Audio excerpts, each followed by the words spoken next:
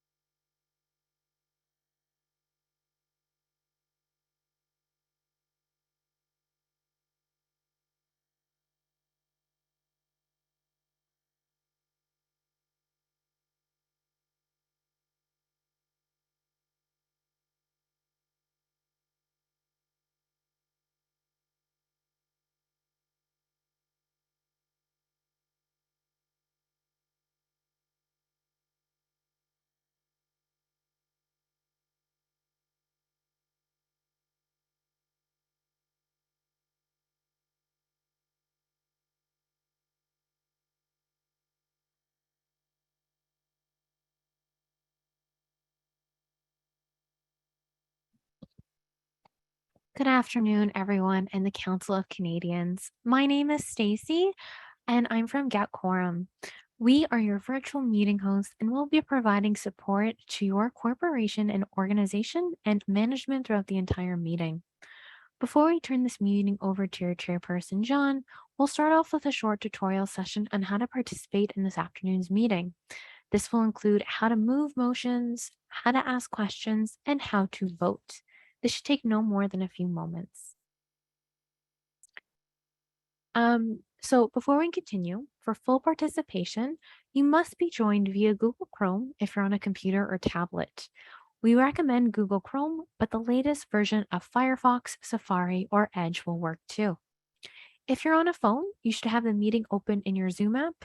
This will ensure full participation in motions, voting, and in Q&A. When you've joined this meeting, you would have had the option to join audio by computer. Please take a moment to do that now if you have not yet received or joined by computer audio. Please as well accept all prompts to enable allowing your microphone or video to ensure that you can ask your questions verbally when called upon.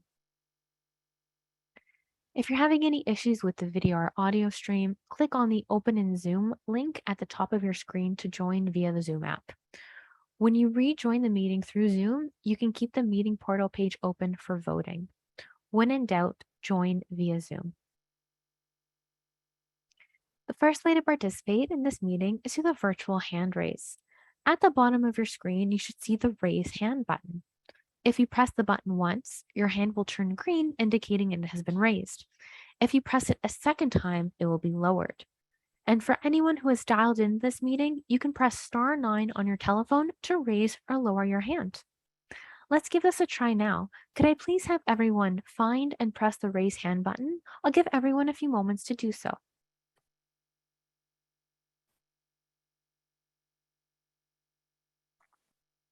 Wonderful. Thank you so much. You can click it again at this point if you'd like to lower it as well. I will lower it for everyone as well.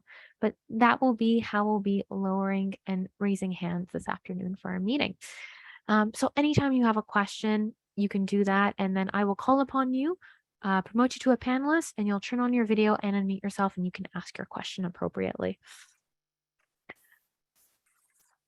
Next to your raise hand button, you actually have two buttons, a Q&A and a chat button. Anytime you'd like to chat with anyone during the meeting, please send a message on the chat button for your panelists to see. And you can obviously chat across all of our members this afternoon. If you're having any technical issues, problems with voting, problems with the Zoom platform, I ask actually instead that you write that in the Q&A so that will alert me and I can help you at a private manner. When you open up the Q&A, you'll see a nice little text box show up. You can type in your question and they'll pop up. And then I will respond to you privately. I'll be monitoring the box for all of those types of questions. So please do not write any technical support related questions in the chat, but instead in the Q&A. When it comes to voting this afternoon, if you joined with a computer, a desktop, or a laptop, voting will take place on the voting tab located on the top right of your screen. My screen on the shared screen is taking over now. If you click on the escape button on your laptop or desktop, it will minimize my shared screen and you should be able to see a voting tab. If you've joined though with a mobile device, a tablet, or a phone, you'll need to navigate to the email that you used to join and you'll click on the Go to a Meeting portal button for any voting matters. Once you click on it, you'll keep the window open and you'll see that there's nothing to vote on at the moment. If you cannot locate the email, send me a message in the Q&A. I'd be more than happy to resend it to you. Or if you're having issues that you cannot find the voting tab as well, please send me a message in the Q&A. I'd be more than happy to assist you there. The question will appear automatically when it is time to vote, and you'll be able to see it on your screen. When it's time to vote, select your choice and then click the next button to cast your vote. You'll see how many choices you can cast by looking at the votes available number. Thank you so much for taking the time to listen to me. Again, if you have any questions, please put them in the Q&A. I'd be more than happy to assist you. Otherwise, I'd like to turn things back over to your chairperson, John. Thanks, Stacey, and thanks for the help of your team in making this annual meeting of members a technical possibility. We know technology is both a blessing and a curse. We can all come together and exchange perspectives across this country, but we also know there has been glitches and there will be glitches. So please, everyone, be patient with us. My name is John Cartwright. I'm the chair of the Council of Canadians, and I'm speaking to you from the traditional territories of the Mississaugas of the Credit. This is a territory subject to the Dish with One Spoon Wampum Covenant, which between the Anishinaabe, Haudenosaunee, and Huron-Wendat that pledges to share this land with all who come. And across this country, we are speaking from treaty territories and unceded lands, from sea to sea to sea. And hopefully, we will honor the spirit of those who came before us in trying to make this a better world through our deliberations and our work afterwards. Hopefully you've all had a chance to look at the agenda and the documents that were sent out, both as attachments from the Get Quorum notice, but also previously from the Council of Canadians. And so just quickly to go through the agenda, the first moment is going to be adopting the agenda, the rules of conduct, and the minutes of the previous meeting. Then there'll be reports of the chair and the co-executive directors, and then there's some opportunity for questions and answers. We're going to have a break in about an hour from now. Then there'll be a treasurer's report. And after the treasurer's report, we're going to start moving into resolutions. There'll be a second break for about 3:45 Eastern time. And then we'll continue moving on to resolutions. Then we have the report of the nominating committee and the closing remarks, and hope to be done by before 5:30 Eastern time. And of course, your own time, translate that into that. So we'll now start the meeting, and going to be having looking for a motion to move the agenda, and moved by Navjeet, seconded by Joey Hartman. Is there any questions on the agenda? And I'm relying on Stacey to tell me if there's hands up. Yes, if anyone has a question, if you can raise your virtual hand, and what I'll do is I will announce your name, promote you to panelists, and you can, of course, ask your question. John, I'm just giving it one more moment. I'm not seeing any hands up at this time. Thank you. So then we'll move to the motion to adopt the agenda. Could you please vote in the way that Stacey will instruct us? Perfect. So, as I mentioned before, I have started the question and I'll have it run a little bit longer this time. You should see the question appearing on your vote tab. If not, as I mentioned, if you're on a mobile device, you'll have to navigate back into the email that we sent to you. Just click on that and you'll be able to vote. If you're having any troubleshooting issues or you can't access it, please send me a message in the Q&A and I will send you an individualized link. That link will remain the same for the entirety of all voting matters. Um, as well, I just want to let everyone know, please send that in the Q&A. I'm going to leave this first voting motion on a little bit longer. That way you can make sure everyone's able to vote. But then for the rest of them, they will be a little bit shorter, but it will be the exact same every time.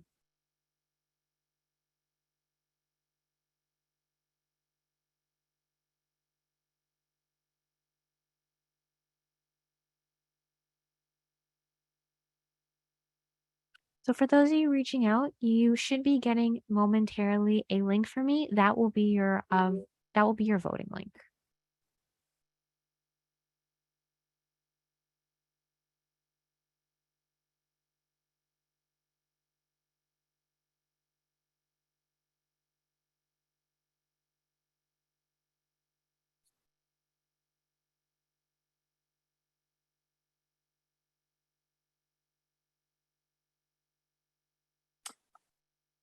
There's a question in the chat, Stacy, about where the link is going. If you have an issue with voting, if you can send it to me in the Q&A and not in the chat, as I'm not monitoring the chat for any tech support related questions, please. Thank you. So yeah, if you can send it in the Q&A and not in the chat, thank you so much. And what we'll do, we'll just have this a little bit go on longer. That way we can make sure everyone is covered and has that link. You should see a voting tab again if you are on a laptop or desktop. Should be a little button on the left or bottom of your screen. That would be the voting tab where the question would appear. If you're not having that voting tab, then just send me a message in the Q&A and I can send you a link. Alternatively, if you go into the email that you used to join our meeting this afternoon, just click on it, click on again as if you were to join the meeting, and it will pop up as well. But otherwise, just give me a few moments and we'll send out all those links right now.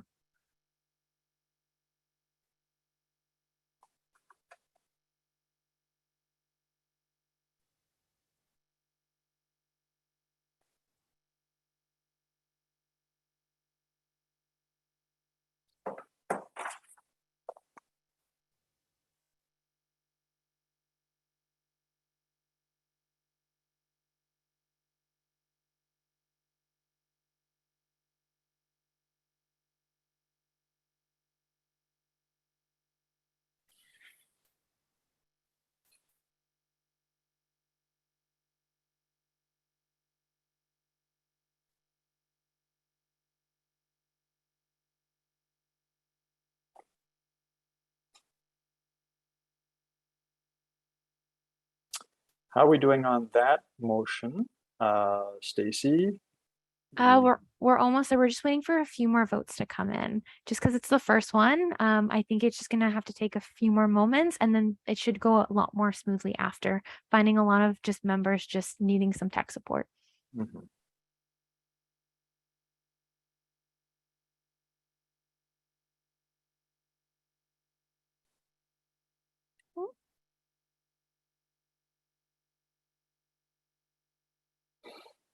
So I'm thinking what we will do is if we've got pretty clear majority for that motion, we'll declare it passed and then we'll move on to the next, just so we can sort through the voting glitch Perfect. without taking up far more time of the meeting. Sure, let's do that. So for this motion, let me just give you an updated number. As just it's finishing, just give me 1 second here. Sorry about that.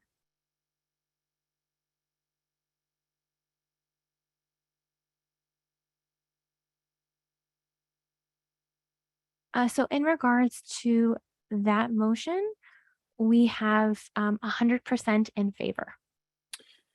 Okay. Thank you all for your patience as we're going to have to work through this. This is a new system for us, and we really appreciate the work of the tech staff that are trying to support this. And also, we do know there's glitches, so please, the patient. How many votes were registered there, Stacey? That's a question people have. We have Um, 100. for votes right now, you've only had about 25 votes come in for that first voting matter. So that's clearly a problem that we've got, because we have 130 on the call, and many people are saying that they're not able to do those links. So I was going to say, I'm getting my team to help send out some of those emails again, just for people who are not having those. We're finding some of them are going to spam, or some of them are not finding the button. So I am sending all those links. So what I'm going to propose is that we'll actually move down, and I'll start the report of the chair while the tech team addresses some of these issues. And then we'll come back, because clearly we have to have the capacity to capture all of the votes. And as we know, this is technology, and it's the real world we're living with. So unless there's any objections, in order to move us through, because we do have a number of resolutions and a number of business items that we have to deal with, I'll move on to my report, and then we'll come back to the voting on the rules of conduct and the adopting of the minutes. So welcome, everyone, and thank you for joining us from across this country.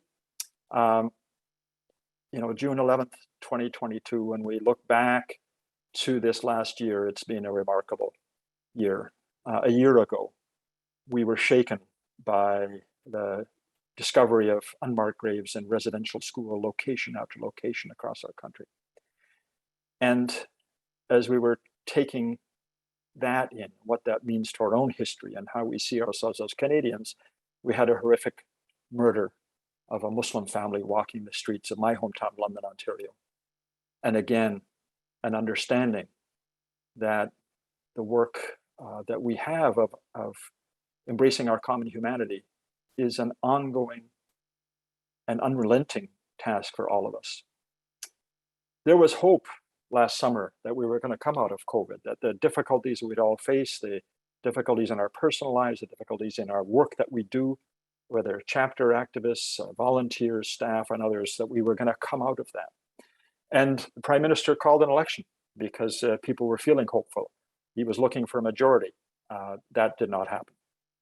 And a minority government, though, set the stage for some continuation of policies that, frankly, sections of the business community did not want to have. And there's a huge debate taking place now within our country about continuing public policies or ratcheting back to the time of austerity.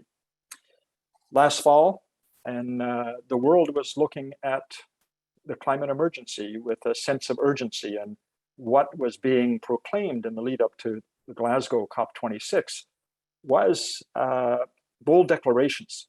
And for the first time, actually taking aim at fossil fuels, the subsidies of fossil fuels, the need to get off coal for energy in our world. And then Omicron came and set everything back again. People were incredibly frustrated. If we think back to last winter, they were just fed up. They wanted their lives back. They were fed up with the limitations that had been posed on what happened day to day, and in some of them in their work. And unfortunately, that frustration was seized upon by a group of people who descended in Ottawa on January 29th, waving Canadian flags, talking about freedom, but with a very different underlying message. And January 29th was supposed to have been a very somber honoring of the anniversary of the murder in the Quebec mosques. And instead, it became an occupation, the complicity of the police in allowing the takeover of Ottawa, the trauma that was imposed on so many people in that city are still breathtaking. And the contrast in how policing was being applied to those folks there and in other parts of the country as they blocked city downtowns, as they blocked borders, was in such stark contrast to how Indigenous protesters, land defenders, and others have been treated, union workers and others have been treated time after time in exercising their right to protest.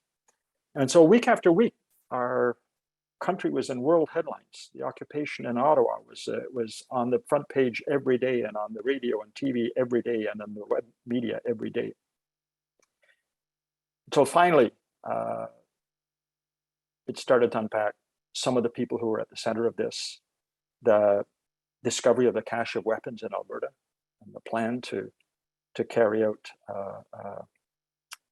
crimination with weapons shocked many, many of us. And as we expose who some of the hardcore alt-right activists and some of the haters at the center of the convoy, people's initial response to that started to change. Activists in different cities responded, came out to say, this is not what we want, this is not what we stand for. And at the national level, the Council of Canadians convened a meeting of national leaders from labor, from students, from faith communities, climate, racial justice organizations, social justice organizations, to figure out how do we respond to this unprecedented situation in our country. And the deep concern that it could turn into something like the Tea Party south of the border. That seemed like a group of cranks at the start, but with money from billionaires in the oil industry, with political support, ended up moving the needle dramatically south of the border, state after state, bringing in horrific anti-labor laws, horrific laws restricting women's right to choose, electing the 45th president, and now undertaking incredible voter suppression. We're deeply concerned that that dynamic could become part of the new reality in Canada. And so we created a community solidarity project, bringing together all those organizations nationally, supporting groups at the local level who are coming together to find their way.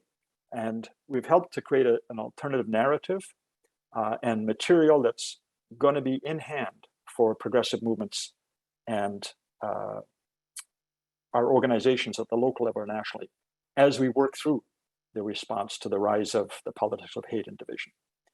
And the convoys are no longer in our cities, but it's a very potent movement. The Canadian Anti-Hate Network, who we partnered with, estimates that almost 1 million Canadians are in one way or another connected digitally to the groups that have been around this convoy. In Quebec, the ultra-right Eric Duhaime has now built a political machine that has got more voter intention than Parti Québécois in the next provincial election, next Quebec election. And then Russia invaded Ukraine. You know, Naomi Klein's book, This Changes Everything, told us that we had to pay attention because Mother Nature was not going to allow things to go as normal. But we've also now that war changes everything. We've condemned the invasion of Ukraine. We've looked at some of the questions around NATO and its role, but we are horrified by the terrible human cost and the potential of a nuclear threat. People are dealing and reeling with the increase in gas prices and food prices and shortages that are happening. And at the same time, as this has created deep disturbance and uncertainty amongst ordinary people, oil and gas companies have seized this crisis to push for more production, more export, more exploration. The arms industry is demanding that Canada increase its military spending to 2% of our gross domestic product. That's the NATO goal. And there's some big challenges that we are seeing in the way that shock doctrine describes how a section of the elites are going to grab any crisis and move it in their own space. It's wonderful to see the willingness to embrace refugees, but that's in sharp contrast to a narrative in the past that has said that refugees coming from the global south are not welcome in our country. All in all, when you look at what's happened with this war and how it's impacted on our world, it's been a massive setback for humanity. And we can't afford to not step up in this time of uncertainty. You know, I had thought that July 1st was going to be a time where the convoy and these people would be back waving their flags, saying this is Canada, that it's all about individual interests versus the collective and common good. Turns out they may not be back in the same way in the flashpoint, but we're seeing incredible momentum now around Pierre Poilievre and the huge rallies for him, somebody who has embraced the convoy, who enabled the message of this convoy. And it's really unclear what will be one of the mainstream political parties in this country approach to politics in this coming year. Bay Street is calling for an end to the public programs that supported so many people during the pandemic, and to go back and the end to what they call wealth distribution. We see provincial governments that have been sabotaging climate programs. Even as we've been trying to win them at the federal level, provincial governments clawing them back. And in different provinces, we're seeing concerted efforts to undermine public health care under the guise of accessing new resources to address backlogs. They may have lost some of the court cases around privatization of healthcare, but they're going to come back and come back and come back because there is so much money to be made by taking public health care and distorting that in the same way that private operators of long-term care made an immense amount of money from the suffering of the residents there and have been rewarded instead of paying for the negligence. And Doug Ford in Ontario is probably the worst example. They actually passed a law saying nobody could sue these long-term care private operators for the horrific things that had happened to their clients. We understand that global capitalism is bringing us a tremendous concentration of wealth and power in a corporate elite. And that's why our slogan, People, Planet, and Democracy, and 37 years of our work and struggle is so crucial today. We have a unique role in challenging inequalities in our society that grow with corporate influence and the capture of policy. Whether our campaigns are on trade or healthcare, water, climate, or supporting reconciliation, that's our work. You're going to hear a lot more about that from our executive directors in a minute. We have lots of examples of the amazing work that our supporters, our activists, our chapters, our staff have been doing. Just recently, we set up in front of dozens and dozens of members of parliaments, local offices with local people demanding a just transition legislation. That's power when you can mobilize across the country and go to decision makers. In the media, we just got incredible coverage for our collective response to the TRIPS waiver, demanding that the Canadian government step up and do the right thing there. And there's many, many other examples you hear from our executive directors. You know, COVID has been a really tough time for our chapters and for local organizing. And I really want to honor the efforts of everybody on this call and all of our supporters, all of our activists across this country in the work you do. It's thankless work, but it's absolutely crucial work. We can take the anger that people have over injustice and we can direct it to concrete solutions instead of division and hate. I want to look at this next period of time. We have new board members coming on that you'll hear about in the report for the nominations committee, but I want to thank Marilyn Keddy and Julian Tennant, who have served on our board and have stepped off the board now, for their great work and their great contribution to our collective efforts. Our staff is doing immensely important work across this country. I want to welcome a new development director, Charlotte Cadell. And I also want to say that it's because of the hard work of our development team. That's the people raising money day in and day out. We've been able to get bequests from long-term supporters that have stabilized the finances of this organization. And that builds on the work of the political team, the communications team, and the administrative team that is so crucial to the work we do. I'm looking forward to the time when we go back to taking our message to the streets, to the farmers markets, to our communities, to local forums and meetings, as well as digitally taking it out into brand new ways of reaching Canadians. That can only happen because of our collective efforts, because of your support for this organization, because of the support of thousands and thousands of Canadians for this organization. And as we always say, success and looking for a better world could never happen without all of you. Thank you very much. And I will now want to turn it over to our co-executive directors, Christina Warner and Ravi Joshi. Thank you, John. And Stacey, we understand your team is working away. We see the requests to clean up the voting. We are not proceeding until we get that tidied up. So we are going to continue with remarks, which will help us, give us some time and give the Get Quorum team some time to get links to everybody, make sure everybody's settled in.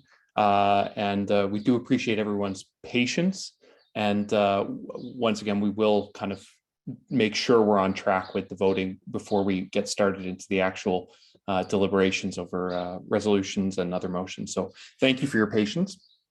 And in advance, I just need to pull up the window that has the presentation. Give me a quick moment and we'll get started.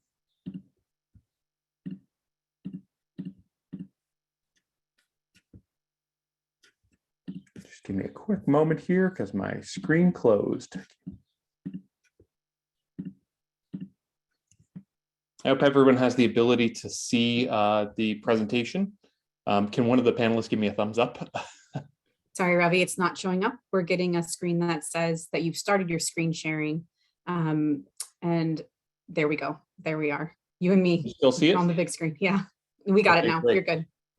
Thank you so much. So my name is Ravi Joshi. Along with Christina, I'm your co-executive director. We're just going to run through a few slides today that will help highlight the work of the staff, building upon what John has said. I'm going to start off and I'll hand off to Christina. I want to actually emphasize first and foremost that while we are opening the world back up slowly to varying degrees across the country, across the world, I just want to identify that many among our staff and within our organization are still dealing with the repercussions of COVID.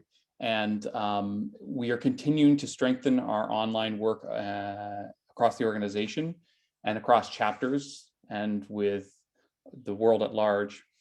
But there are long-term impacts of COVID that are occurring to people across our community, really in and out of staff in chapters. And I guess I'm just saying this so that we can hold people with care and with intention as we deal with that, because there's a lot of really good news, there's a lot of really bad news, and the long-term impacts can't be overlooked for people. So if you are feeling in any way like this has been an unusual few years and you're still dealing with it, we see you, and I just want to convey our appreciation for what you may be going through and appreciate your presence here today and involvement in the council. Throughout the last year, since last AMM, one of the key focus that we've been working on is investments in staff. Just so you know, the screens aren't actually switching through. We're still seeing the lead screen. There we go. Now we see building a strong and vibrant staff team. Thank you so much. Thank you. I'm going to need to do a quick juggle here. Give me a quick moment here. This will make it a bit easier.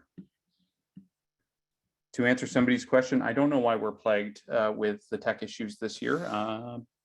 This has worked for me in the past. Can everyone see it now? And I'm going to do a quick jump back on the slides to make sure everyone can still see. Okay, now we're working. Now we're cooking with induction stoves.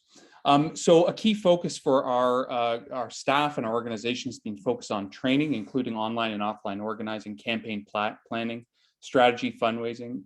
We've also focused as part of our anti-racism work to start the process of doing equity, diversity, and inclusion and gender diversity training.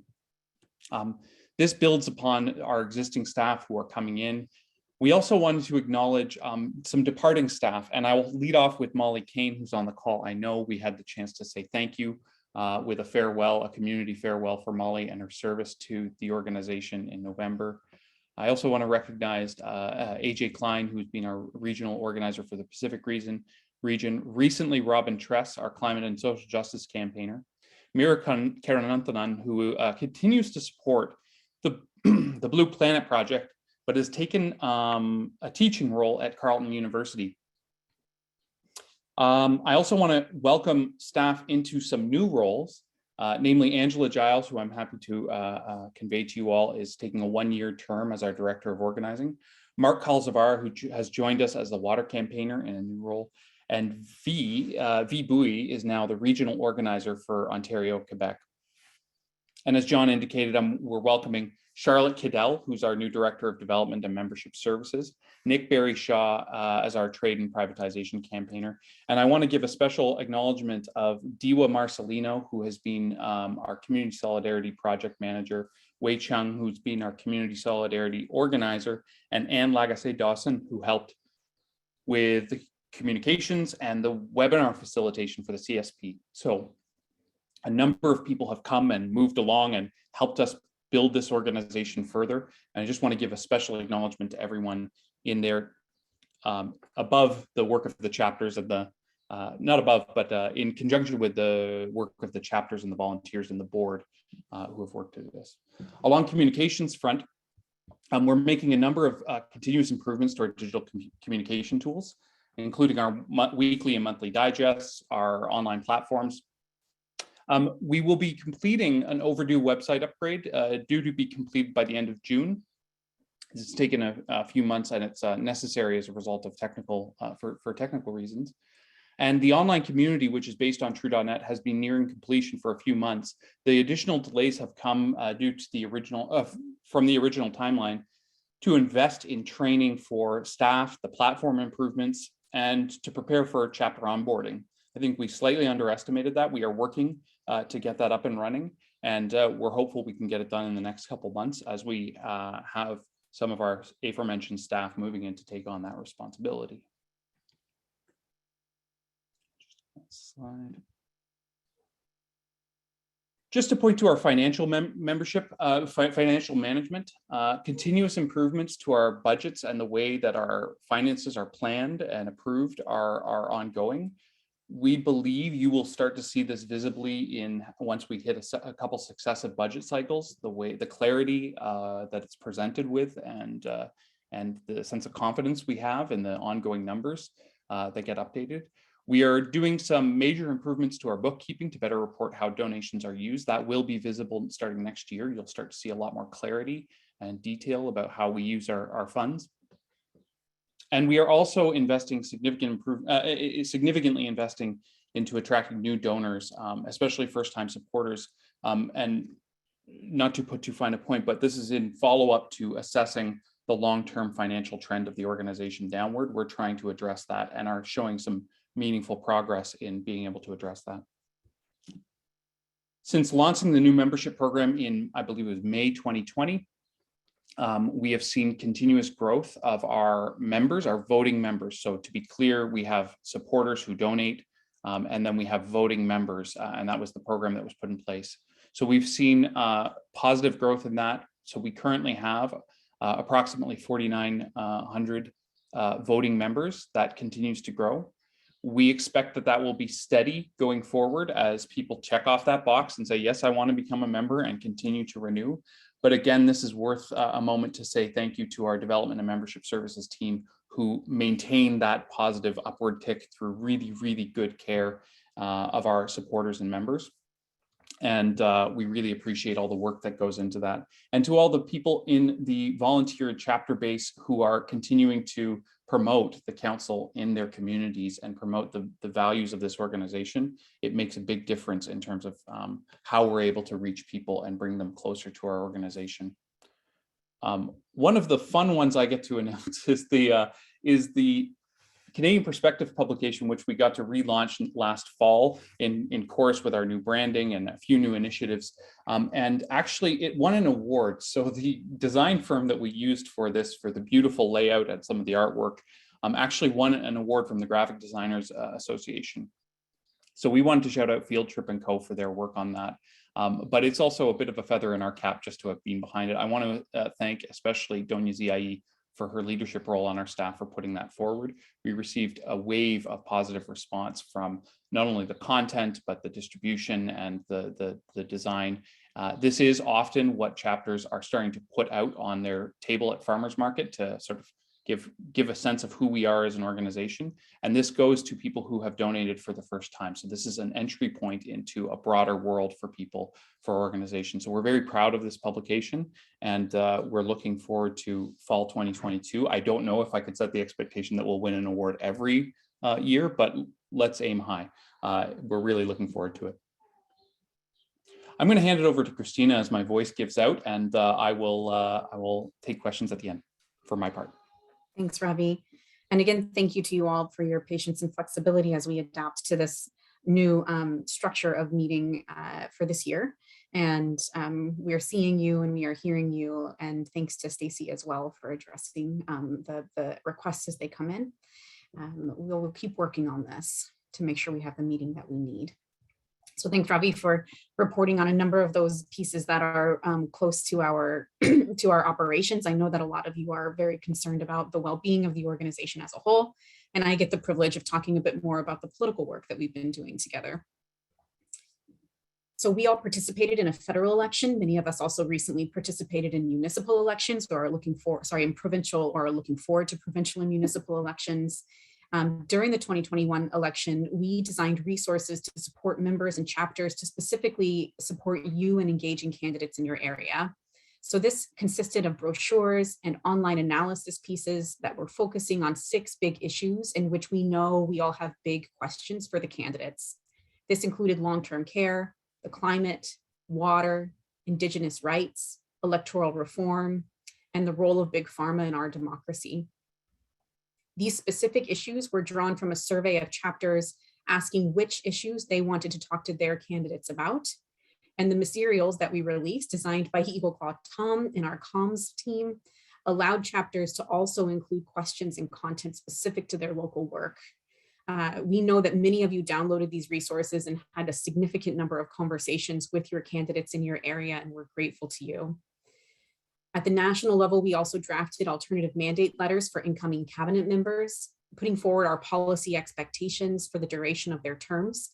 This resulted in a direct meeting with Minister Guilbeault that Mark Calzavera and I were able to take, as well as MP Terry Duguid, who is responsible for overseeing the creation of the Canada Water Agency. Overall, we were grateful to see that the minority government outcome happened because we understand this to create a context for our organizing where we can leverage that type of leadership and parliamentary organization to achieve some important goals shared across the community.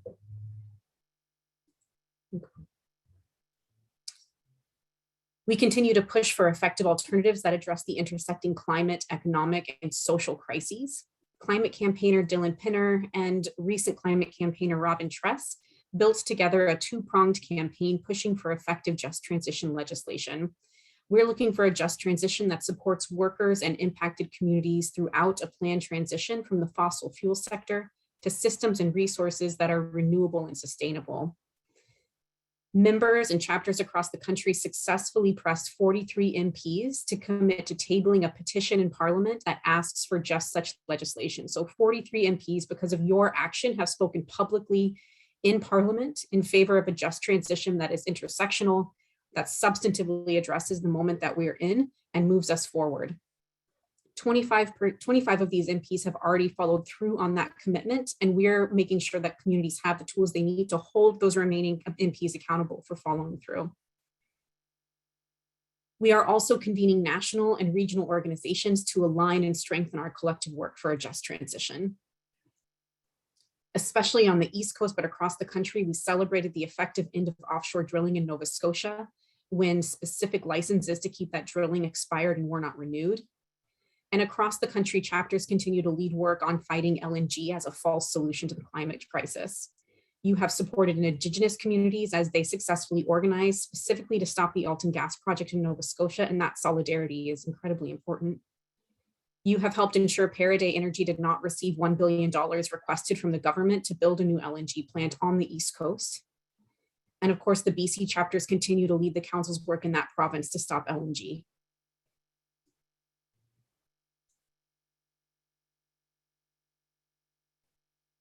You can go to the next slide, Robbie. Thanks. These are just a few pictures of some of that work for the May 15th Day of Action. Alongside our friends at 350.org, we organized over 50 actions across the country so that folks like yourselves and folks and partners could gather outside of their MP offices calling for a just transition legislation. It was one of the first actions where we had a number of people who were able to get together in person outside for a protest or for an action. And reports across the country sounded like people had a lot of fun just being able to get together with one another again.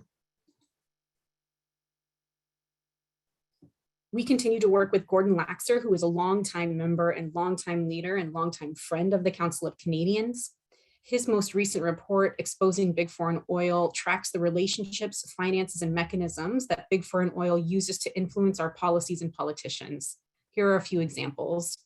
They falsely paint opponents as un-Canadian by accusing Canadian environmentalists of using foreign funding to shut down Canadian oil and gas. Many of you have experienced this.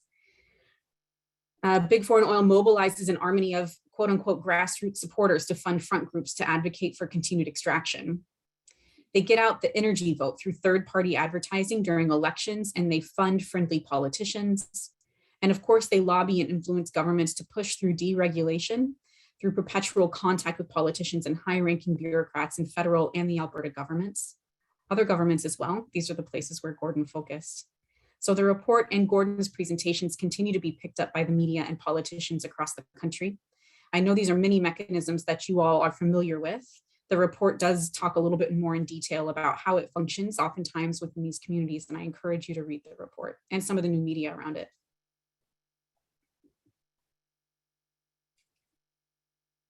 So we know that pharmaceutical companies and their lobbying efforts are a big reason why policies like pharmacare and global vaccine justice have been stalled. Research by campaigner Nick Berry-Shaw and communications officer Donia Ziai have tracked Big Pharma's relationships with Canadian politicians to demonstrate this. At the council, we're pushing for a waiver on the intellectual property rights that allow a few pharma companies to control COVID-19 vaccines and related technologies. And they're ensuring that countries across the globe, waiving these intellectual property rights would allow us to ensure that countries across the globe could manufacture and distribute the vaccine, which is incredibly important given that about 2.7 million people still don't have access to it. World governments are set to decide this coming week whether or not they'll support a comprehensive TRIPS waiver at the World Trade Organization meetings.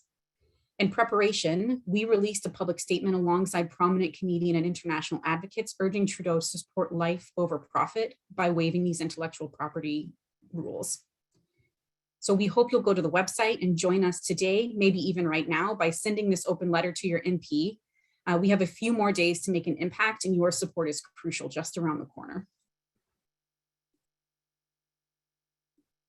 The same pharmaceutical lobby denying access to the global vaccine is blocking meaningful pharmacare here in Canada. Big Pharma has gotten profoundly wealthy while the rest of us have sacrificed physical, mental, economic, and emotional well-being. And we can't sit back, and we won't sit back while this continues to happen. So we are going to continue joining with you in the pushback against Big Pharma. We continue to partner with chapters and friends of the Canadian Health Coalition for substantive, truly universal pharmacare. And we know that with each win, whether it be with the TRIPS waiver or with pharmacare, we step closer to our governance system that responds first and foremost to the needs of people and our collective well-being rather than corporate profit. In our long-standing commitment to public protected water, we did a lot of work this past year as well. Together, we delivered over 1,600 water drop petitions from school children across the country, holding the government accountable to their commitments to address the water crises too many First Nations continue to live under. We celebrated 3 new Blue communities, London, Ontario, which was an over 8-year campaign of the London chapter and a huge celebration for your longevity and endurance in that fight. A community in North Grenville, Ontario, and also Huron College. We are also excited to announce a few over the past couple of weeks, Blue communities in Europe. As I mentioned, we met directly with Minister Guilbeault and MP Derry Duguid to push for an effective Canada Water Agency. And chapters continue to lead the Council's response to the government proposed nuclear waste policy, which is captured by the nuclear waste industry through their formal and informal participation in bodies intended to hold their same industry accountable. Chapters organize their peers, their partners, and build solidarity with Indigenous communities near potential waste sites to push back on corporate influence that could jeopardize health for generations. You've heard our board chairperson, John Cartwright, discuss the Community Solidarity Project, inspired by the frontline activism during the so-called Freedom Convoy. And again, I just want to say we are grateful to all the local partners, local organizers, and the organizations, as well as the staff of the CSP who took on the responsibility and challenge to address the growth of hate and division in Canada.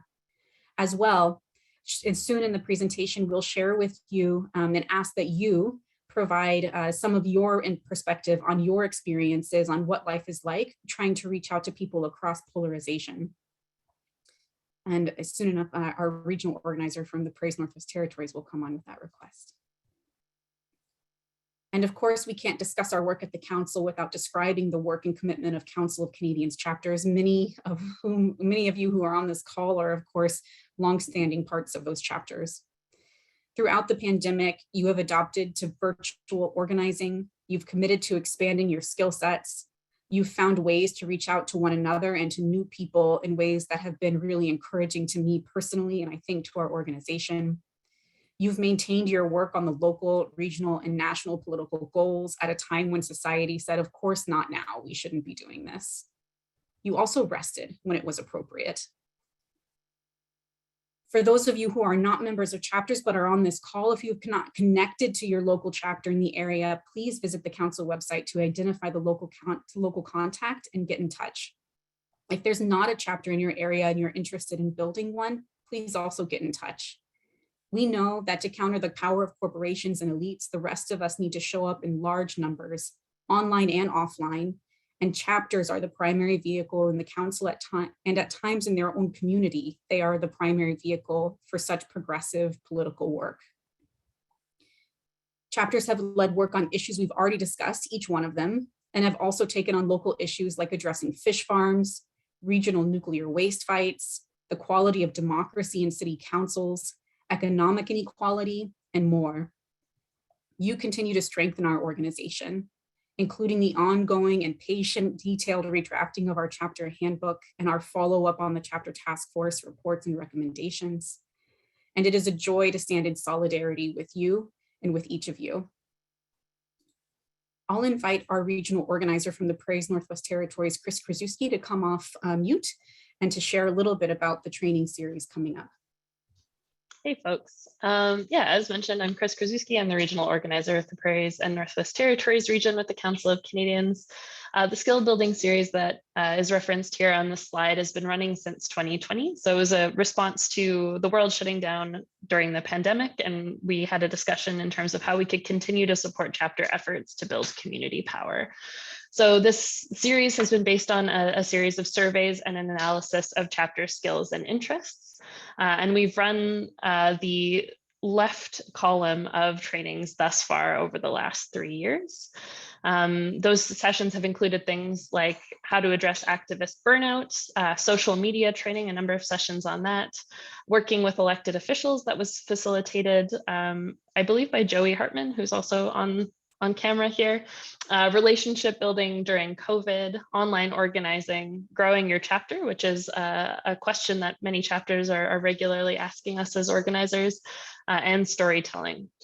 We started a new section rather of the skill building series at our last regional meetings in November 2021, all about storytelling, growing your chapter, and the ACT, Recruit, Train cycle. So how to keep healthy and active movement ecosystems going in your communities. We've run a number of sessions already on one-on-one training, so how to have conversations to invite people into the work that your chapter is engaging on. A story of self, so how to effectively use the story of how you got engaged in an issue to bring other people along. And upcoming, we'll have a number more of hopefully those one-on-one trainings and story of self trainings, but also conversations about theory of change. How do we understand change to happen, and how does that influence the ways in which we take action in our communities and together as chapters? We're also going to be running a session on polarization and conversations across polarization. So over the last 3 years, one consistent survey result has been people are very keen and interested to learn about how polarization or how to speak to folks across polarization. So right now the organizing team is in the process of considering how to develop the appropriate resources and workshops to address how to speak across divides. So in order to understand what resources would be the most useful and appropriate, we have come up with a survey as the organizing team. So I'm just going to drop that in the link, or sorry, in the chat now. And we'll share that link again in a little bit here. But the idea with this survey is the intention, we have the intention of connecting with people as needed and analyzing the results of this survey to help build a session on how to speak across polarization for the early fall.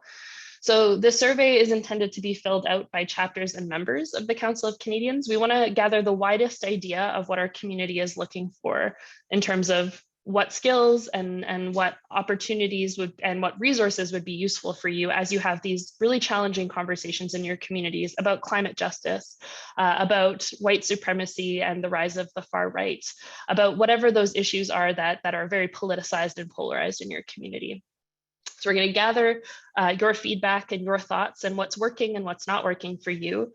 And we're going to put together a session so that it's as applicable as possible across a number of contexts. So the session is still going to prioritize the needs of our chapters organizing across the country, but it will be open to members as well, because all of you are obviously having really important conversations and taking action in your own communities. So we'll drop the link in the chat again shortly here. We'll be sending it out to chapters as well early next week. So if you're not a part of a chapter, again, we would invite you to fill out the survey. We're really, really interested to hear about the conversations that you're having, the challenging conversations that you're looking for support on, and specifically what needs you have around continuing to have those conversations well. We're really dedicated to hearing not only from chapters, but again, from members, because hearing all voices from our community is really, really important in building a stronger one. So this work is ongoing. We're going to continue to run these skill building sessions for chapters, for members as we can. And as mentioned again here, I'll drop the link one more time. If you're able to fill out this survey, this will inform one of the first sessions that we'll be putting on in the fall. And just a shout out to the organizing team again for working hard to bring all of these sessions together and continuing the work to support members and chapters across the country.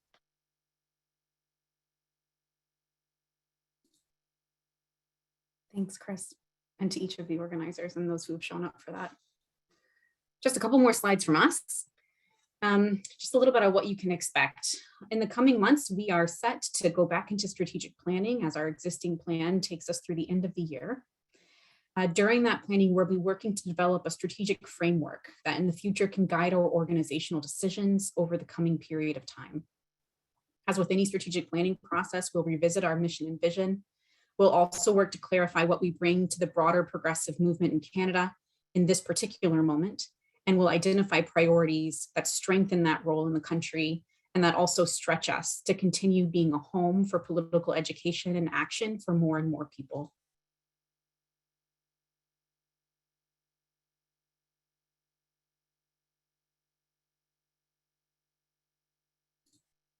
And finally, yep, you want to go for it, Ravi? Please apologize. I'm still struggling with some tech. I'm just getting the hang of it near the end of our presentation conveniently. So just one thing that you'll see as a theme throughout our presentation and throughout our work is sort of angling our organization to be able to grow again. And that's something that has been sought after for many years and has been a very, very difficult struggle for people to get. And that has started with stabilizing our budgets, addressing the 10-year decline in revenue. But the underlying trend has been abated by our ability as an organization, both within the national office and the staff, as well as the chapters and the organizers and the volunteers and the board to reach out and bring new people in. You're going to see an even greater emphasis on resources that are focused on reaching new supporters, on bringing people into the Council of Canadians and bringing new people who are not familiar with the Council of Canadians. That's been something that's been consistently reported back through the studies we do of our donor list, of our supporter list, is that many people don't know, as much as we know, as much as we love, many people don't know our organization and need to. And that's going to be something that will help our political reach and our impact on politicians and on those with power. And we encourage all of you to engage in this process, particularly as it relates to the strategic plan. And we really appreciate and value and just want to say a further thank you to everyone who make this organization go round. It is a community far greater than the staff, as I'm sure you all know. And each and every one of you deserve our gratitude and thanks. But I do want to say thank you to the staff once again for their hard work and enduring patience and commitment to this organization. So thank you to you all, and I can stop sharing my screen and we can hand it over for questions, comments. Back to John, actually. Thanks, Christine and Ravi. That was a really fulsome presentation of the work we've been doing, but it's a bit like you're seeing the tip of the iceberg, and underneath the waterline is so much more that's happening across our country to support this work. We have got the voting fixed up now, but we have a couple minutes we can take if there's any questions that anybody has around the reports. If you have a question, if you can raise your virtual hand by clicking the hand raise button, or if you've dialed in, you can press *9. We'll call upon you and we'll unmute you at the time. Perfect. So I have member Corrine Benson. Corrine, go ahead. I've sent you a prompt to unmute. If you can just unmute yourself and click the microphone button that's now appeared. Be on the left hand of your screen. I'm sorry, that was a mistake. I was trying to figure out if my hand actually was working because it wasn't working before. It is working. No worries. Okay. All right. Thank you. And next we have member Roy Brady. Roy, go ahead. I've sent you a prompt to unmute. You can just click the microphone button that's appeared on your screen. Yes, you can hear me? I can hear you. Go ahead, Roy. Okay, good. Just a question for any of the officials, hardworking officials in front of me on the screen. Regarding the AMM in the future, has there been any attention by the board or the national office to go back to on-site AMMs where it's a weekend operation somewhere and the AMM itself can be held digitally and on-site? Christina? Sure, I'm happy to say a little bit. So good to hear from you, Roy, and Corrine earlier. I'm glad that you tested that out so we can hear your voice. We have not considered taking the AMM back in person yet. And that's in part because we are still navigating what it looks like even to come back in person as a staff. We are hopeful and we are glad to see that you all as chapters are starting to get back out into the community as well. But for this purpose, we haven't yet started planning the next AMM. It would also, as you've mentioned already, doing that navigation to make sure that the broader membership can participate virtually while some of us might be in person is something, it's a tool I think we'll need to pick up at the other side of the pandemic as well. So the short answer is no, however, that we haven't considered coming back together in person for the AMM, but that we also are looking into what coming together period can look like, which opens a lot of questions about the broader way that we organize all together that could include the AMM. In the future. Thanks, Christina. Any other questions, Stacey? Sorry, John. At this time, I am not seeing, I'm seeing other hands up. So I have now Robert Reed. Robert, go ahead. I've sent you a prompt to unmute. If you can just click on the microphone button. Yes, the skill building sessions. Were they recorded and how could we have access to them if they were? Hi, Robert. I will take a look and see which ones are on our website. We have an events calendar on our website and all of the recordings that have been made public are available there for you on the day that they came up. We can look into making sure that a list or an access to the links to the ones that are publicly available are there for you.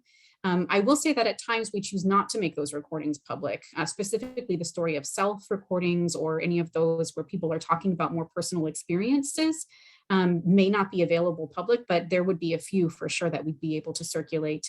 And of course, we hope that you look into coming in the future ones also. Thank you. I will look at the website. Thanks, Robert. Wonderful. And the next question is from member Keith Wiley. Keith, go ahead. I've sent you a prompt to unmute. Hi. Hi, go ahead. I just wanted to ask how the members and the chapters can have input into the strategic planning process and the component of the resolutions we're about to vote on in the strategic planning process. Yeah, thanks, Keith. We are still putting together the mechanisms of exactly this, what the strategic planning process will look like. But by bringing it to you all, I kind of wanted to flag that we could be coming to you for more conversations in the future. For the resolutions piece, I'd encourage you to take a look at the implementation guidelines and the call for resolutions specifically around campaigns. And we will, our commitment with the campaigns that do pass by the members is to look at that within the broader priorities of the council and to have conversations about what is viable capacity wise and what we can do effectively within the context of the broader strategic plan within the campaigns that do come through from the members. So in short, we will get back to you about the participation in the strategic planning process, but it has been a commitment of Ravi's in mind and of the board, and certainly of the chapter task force, that there be explicit chapter participation in the strategic planning process. So that will happen. And we'll let you know pretty soon what that looks like. Are there any further questions, Stacey? We're just about out of time for this section. There are no further questions at this time, John. Well, thank you again, Christina and Ravi and the whole team for all the work that's been done in this last year. We have fixed the voting, so we're now going to go to the motions on adopting the rules of conduct, and looking for a mover and a seconder. If somebody can just raise their hand, that'll be, I see Navjeet has moved. I have Joe Mivek, and I have Barbara Mitchell Pollock as Great. well as a seconder. Thank you. Okay, so can we go to the vote? Yep, so the question is up. So again, just a reminder, there's a few different ways to vote. Most of you, if you're on the Zoom app, you should be seeing a vote tab either at the bottom of your screen or right of your screen.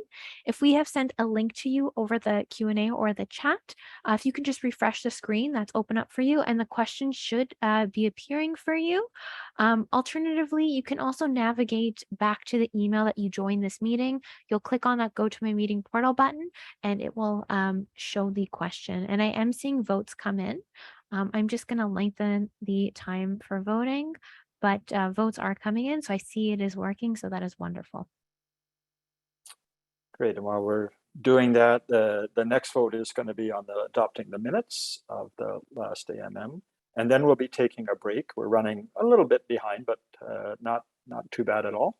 And then we'll be coming back with the treasurer's report. John, and starting resolutions. Go ahead, John, Stacey. did you want me to also vote the question for adopting the annual meeting of members minutes that you just mentioned, or do you want me to wait till we finish this question first? How are we doing on the vote coming in? There's still some coming in. I don't know if I'd like to obviously collect as many as possible. So I don't know if you just want to wait another 20 seconds and then we can do the next one. And we still have people saying they're not seeing a vote button on the screen. So that's okay. Perfect. Our team is just handling that. So again, just a reminder, if we sent you a link, just make sure you click on the link that we sent you. As well, if you're still not seeing the vote tab, it should be at the bottom of your screen. If you're still not seeing that, send us a message in the Q&A and the Get Quorum team will get back to you as we've been getting back. Yeah, and we know we're continuing to have problems with this. So we hope your team can try and work out the breaks. So once we get to resolutions that we're really clear about what's happening. Okay, can you just let us know if there's a clear majority is voted for that motion so we can go on to the next one? Yes, of course. We'll just update it on our end. So for this question, you do have a majority, and I will just give you that number right now for in favor, abstain, and choosing not to vote. So for that, and percentage wise, you have, sorry, let's just give you some percentages.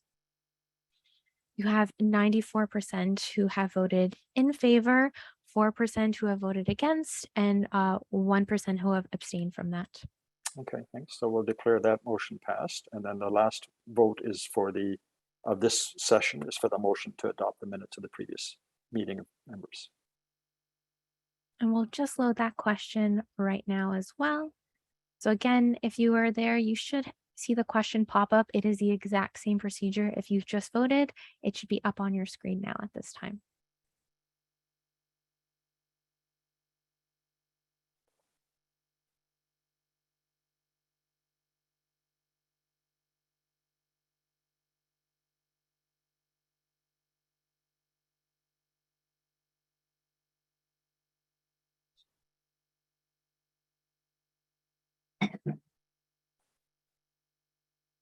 It looks like we're starting to get that technology underhand.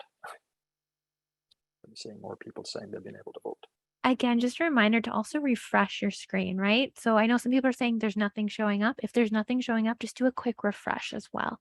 And I'm seeing more votes coming in as each question goes on. So that's a good So sign. actually, can I ask you, Stacey, to just walk people through Sure. Because we're seeing some questions coming up on the chat, which, rather than the Q&A, like what Perfect. does it mean to refresh? What do those other things mean? Sure. There's So still for some, some uncertainty here. sure. So for some of you, most of you, if you're on the like on the Zoom app, you should be seeing a voting tab. The voting tab, if that's the case, you'll click on it. The question will appear automatically at the appropriate time. That's the first way, and what we'd hope the majority of you should be seeing. Now, if some of you joined on a mobile device or you don't have the vote tab, alternatively, you can go to the click to my meeting portal to vote. The email that you joined, you'll click on that same button. It will appear and you'll have a window pop up. When I reference to refreshing, it should open in a browser. You should be refreshing that. Alternatively, some of you cannot find the email or you're still not having the vote tab. The alternative way is a link that we've sent to many of you earlier. That also opens up a little window. You can just refresh that and it should appear at the time. If you're seeing there's nothing for you to vote on the moment, that would be correct. But again, if you don't have a link, but you're able to vote in a voting tab, no worry. These are just 3 separate methods. We're finding some ways for each member to vote whatever's working for them.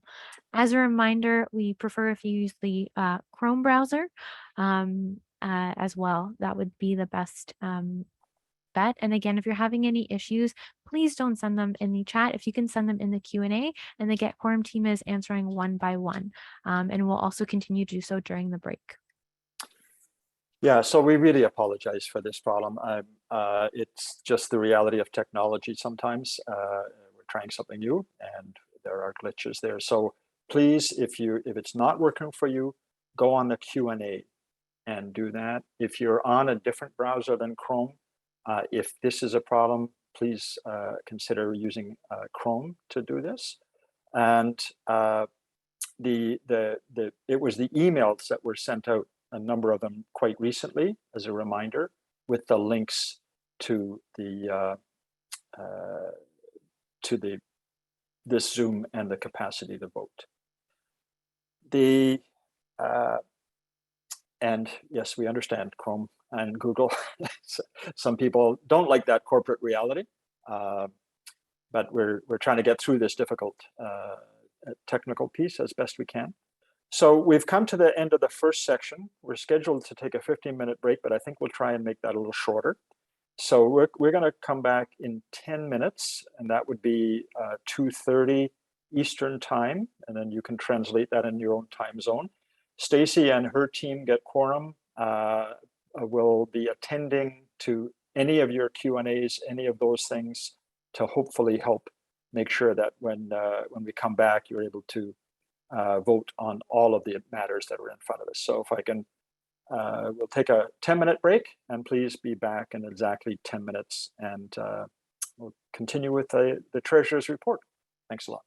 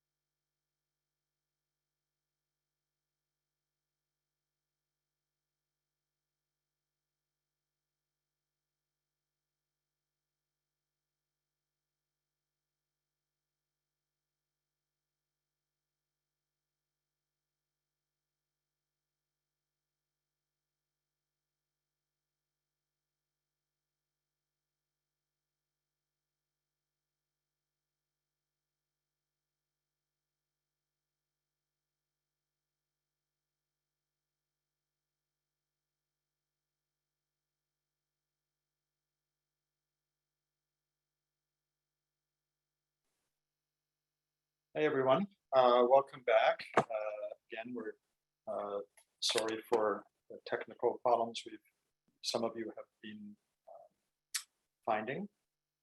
And Stacy, is there any update you want to give before we move to the treasurer's report? Just to let everyone know, we've obviously Can't hear you. addressed. Sorry, let's try that again. We've just addressed anyone who's have any issues, obviously, with voting. We had a test vote go on during the break, and many have gone with that. Again, if you're having any issues, just double check and please respond to us. If we're sending you messages about troubleshooting prompts, if you can just respond back in the Q&A and not in the chat.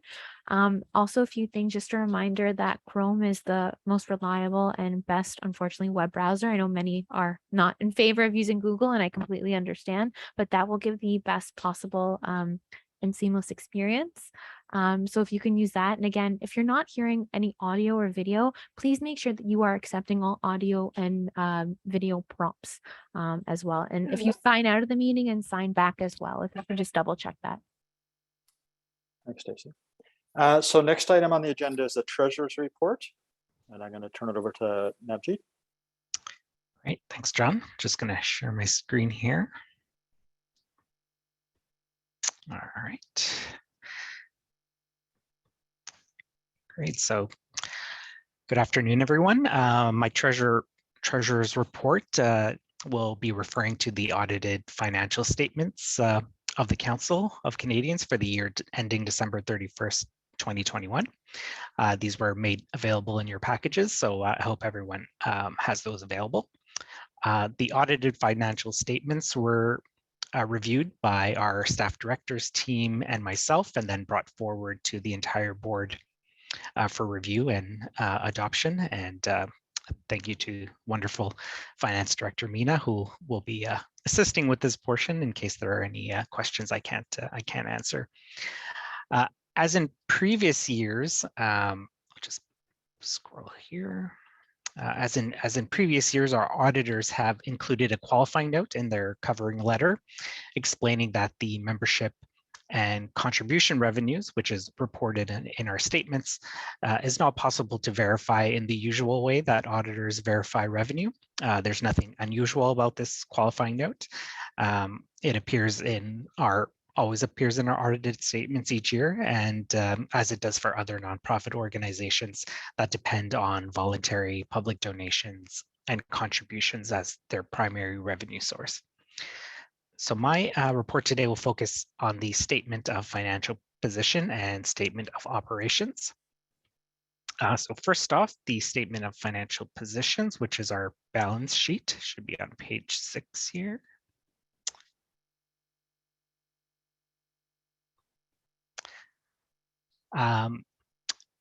So this reports on the council's assets, our liabilities, and our net assets, sometimes referred to as our reserves. You'll note that there is a significant increase in short-term investment line because of the large generous bequest received during the year. Total assets for 2021 increased from 1.08 million to 2.38 million. The council has also set aside an emergency reserve fund of 1.128 million, which is also referred to in note number 4 down in the document, which is to cover unfunded liabilities, including 6 months operating expenses to meet both statutory and collective agreement obligations in case the council ceases operations. You may recall from last year that establishing a reserve fund was a recommendation made by the auditors, but also highlighted as a priority for management and board, especially in light of the economic impacts of the pandemic. So overall, our net assets increased from 576,000 in 2020 to 2.048 million in 2021. Just go now to our statement of operations on page 8 of your document. So first, looking at the operating revenue side, you'll see that there was a slight decrease of between 3 and 4% in memberships and contributions from 2.98 million to 2.88 million. Looking at our bequest line, as mentioned, we did receive a generous bequest last year, hence this large jump from 95,000 in 2020 to 1.65 million in 2021. In all, total revenues for 2021 increased to 4.66 million compared to 3.332 million in 2020. Looking at the organizational expenses, we find that most line items saw decreases compared to 2020, except for the regional and local campaigns, which went up from 351,000 to 423,000. One of the main reasons for the decreases in several areas was largely due to overall lower staff complement during the year due to staff leaves or departures and the time needed to recruit new staff. As well, annual conferences and board meetings also decreased substantially from 75,000 to just over 4,000, with meetings taking place virtually. In all, total expenses decreased by about 7% from 3.42 million in 2020 to 3.19 million in 2021. And this left the council with a total surplus in 2021 of just over 1.47 million. The other document is a statement of cash flows. I won't go over that. It's basically a snapshot of our overall liquidity of the organization. However, if anyone has questions around that, happy to answer those. And we do have two motions, but maybe take some questions if there are. Maybe I'll stop my share screen here. If anyone has questions, if you can raise your virtual hand for us, and we'd be more than happy to give you the floor and unmute you. Yep, so I have Bernard Katz. Bernard, go ahead. I've sent you a prompt to unmute. You can just click on the microphone button at the bottom of your screen that's appeared. Go ahead, Bernard. Thank you. My question has to do with the status of donations to the organization. Are they still considered not reportable as income, what's the word I want? Charitable donations. I thought that Revenue Canada had relaxed some of their requirements in the past, and I just wondered whether that had had any influence on donations to the organization. Well, the council does not have charitable status, hence why no charitable receipts. But as part of the Finance Committee, this is one of the areas we're looking to explore. We've done some doing some background research on charitable status, looking at, we do know that the rules around charitable status and political advocacy have been relaxed, but then there are a whole other slew of additional administrative costs that come with charitable status that also need to be taken into consideration. So we're really looking into that question of, and also looking at other organizations that have changed their status to charitable status to see, was there any significant increase in fundraising? There's, I've conducted a bit of background research on this. The question's not so clear cut. A lot of people donate based on the values of the organization and the work of the organization rather than the charitable, whether there's a charitable status. So long answer to say where our committee is looking at that. It's part of our work plan for the year. And we hope to make a decision on that further. So stay tuned. Thank you. Thank you.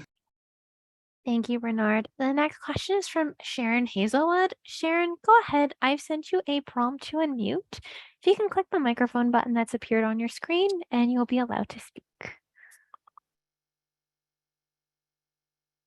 Hi. Hi, Can go you hear ahead. me now? Yeah. Yes.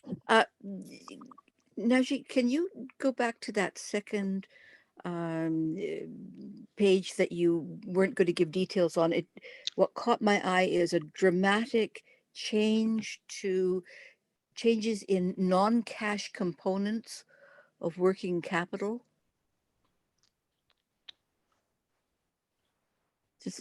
On this It looked to me statement like of this. cash flow? Yeah, a million, 1.45, I think, million compared to 12,000 there. What's the reason for such a dramatic change? Perhaps I can defer that to Mina if she is available.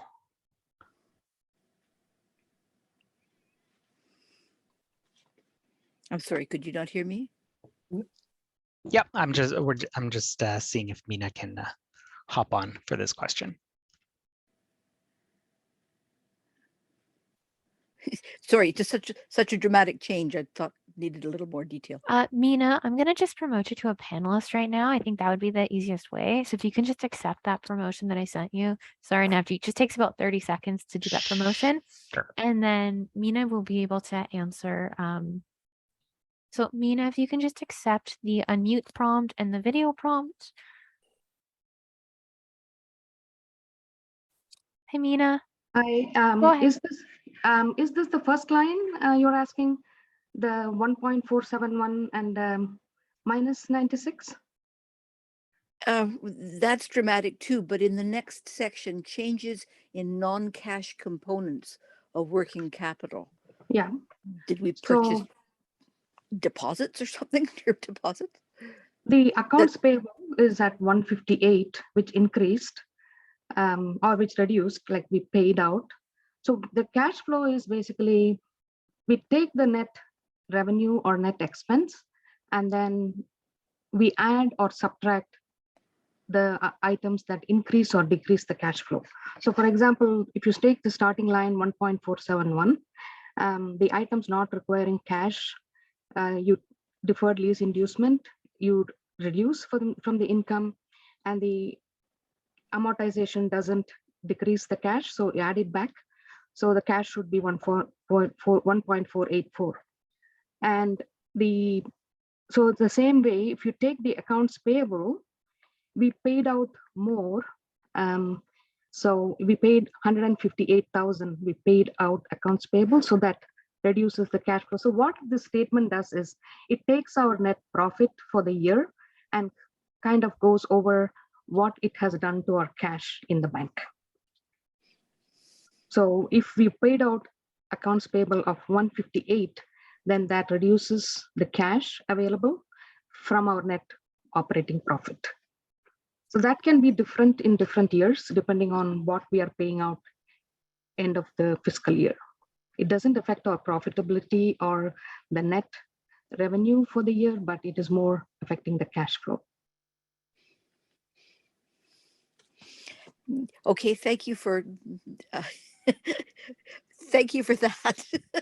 I'm not sure that I understand it, but thank you for that anyway. Thank you, Sharon. The next question is from David Lubell. David, I've sent you a prompt to unmute. If you can just click on the microphone button. Go ahead, David. Yes, this is a question for Navjeet. Have you investigated something like the Small Change Fund as a way of making tax deductible contributions? Other organizations use it quite successfully. Small Change Fund. I don't. Maybe Mina, Ravi, have we looked into that? No, I mean, our investments are only in GICs or term deposits. We do not go for mutual funds because our investment policy is not to invest in any. It is not a mutual. It is not a mutual fund. It is a means by which contributions can be made tax deductible. Have a look at it. Smallchange.ca. David, actually, if you do have resources and you have my email, I at the very least, you can email me, Nav, or Mina, whomever you have the email, would be glad to take a look at that. The research is ongoing into this. Okay, fine. Management has stressed these things take time to. I'm in touch with colleagues who are charitabilizing their organizations, and it takes time. So we're really keen to hear what feedback you have directly through email. Well, as I say, it's just smallchange.ca. Thank you. Thank you. Thanks for that, David. Thanks, David. Now we'll go to Sudhir Joshi. Sudhir, go ahead. We'll send you a prompt to unmute. Give us one moment.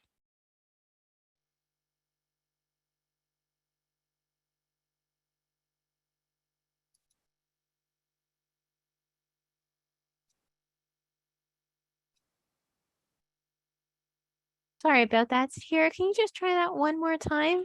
I've sent you the prompt to unclick the microphone.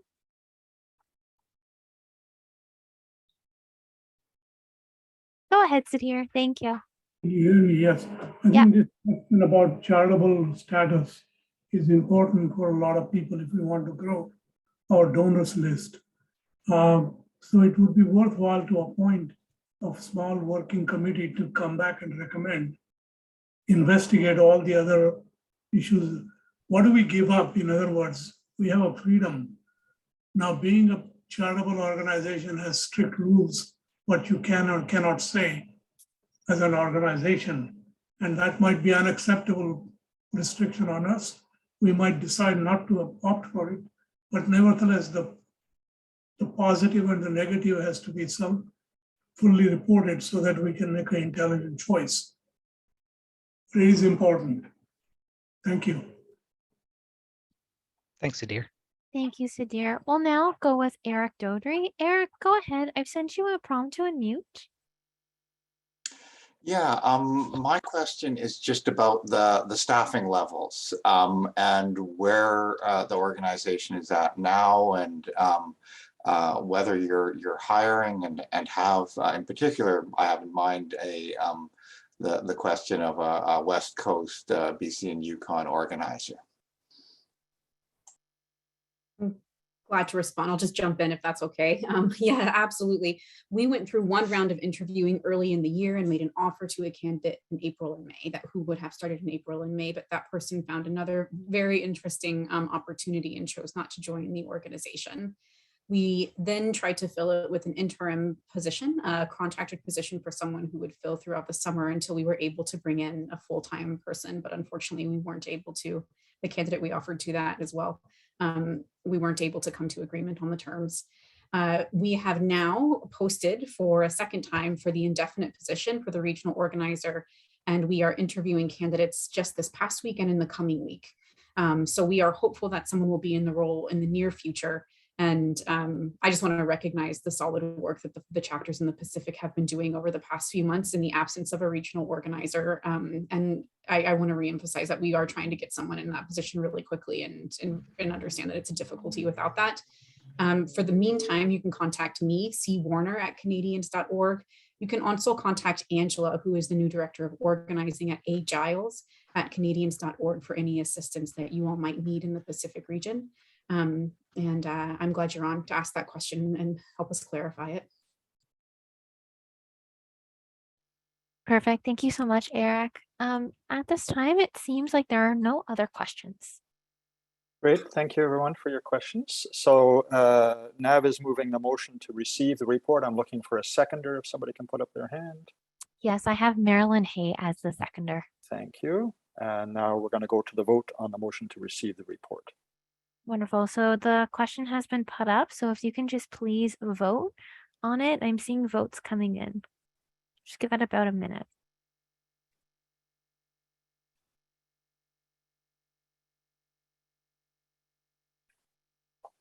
Then we'll be going to a motion to approve the auditor for 2022. And then after that, we're going to go to the resolutions. So hoping the resolutions, Justine and your resolutions committee are on deck, ready to start that process soon.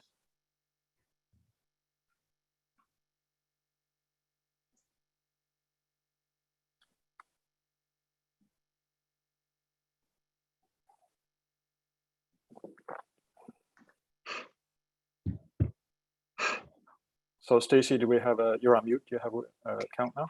I do. I have one or two more votes coming in. So I just was going to say that vote is going to close right now.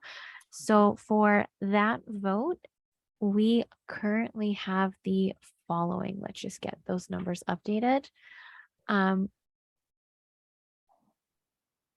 one moment. Just want to make sure those votes can come in. In regards to the treasurer report, we have 99% in favor and 1 against. Okay. Then we're going to move to the motion to approve the auditor for 22, moved by Nav and seconded by, somebody put up their hand. By Marilyn Hay as well. Thank you. And we'll move to that vote now. Awesome. And that vote has been opened as well. So again, if you can go on in and vote at this time, that would be lovely. And that's to appoint Ousley Hanby Clipson Deep LLP as the auditor for 2022.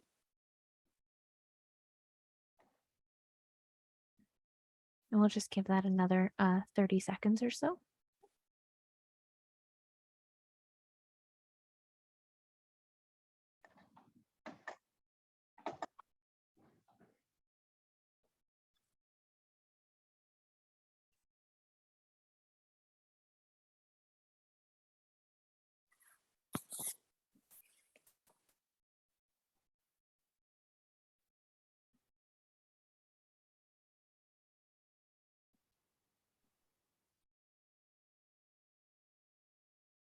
Wonderful. So that vote has now ended.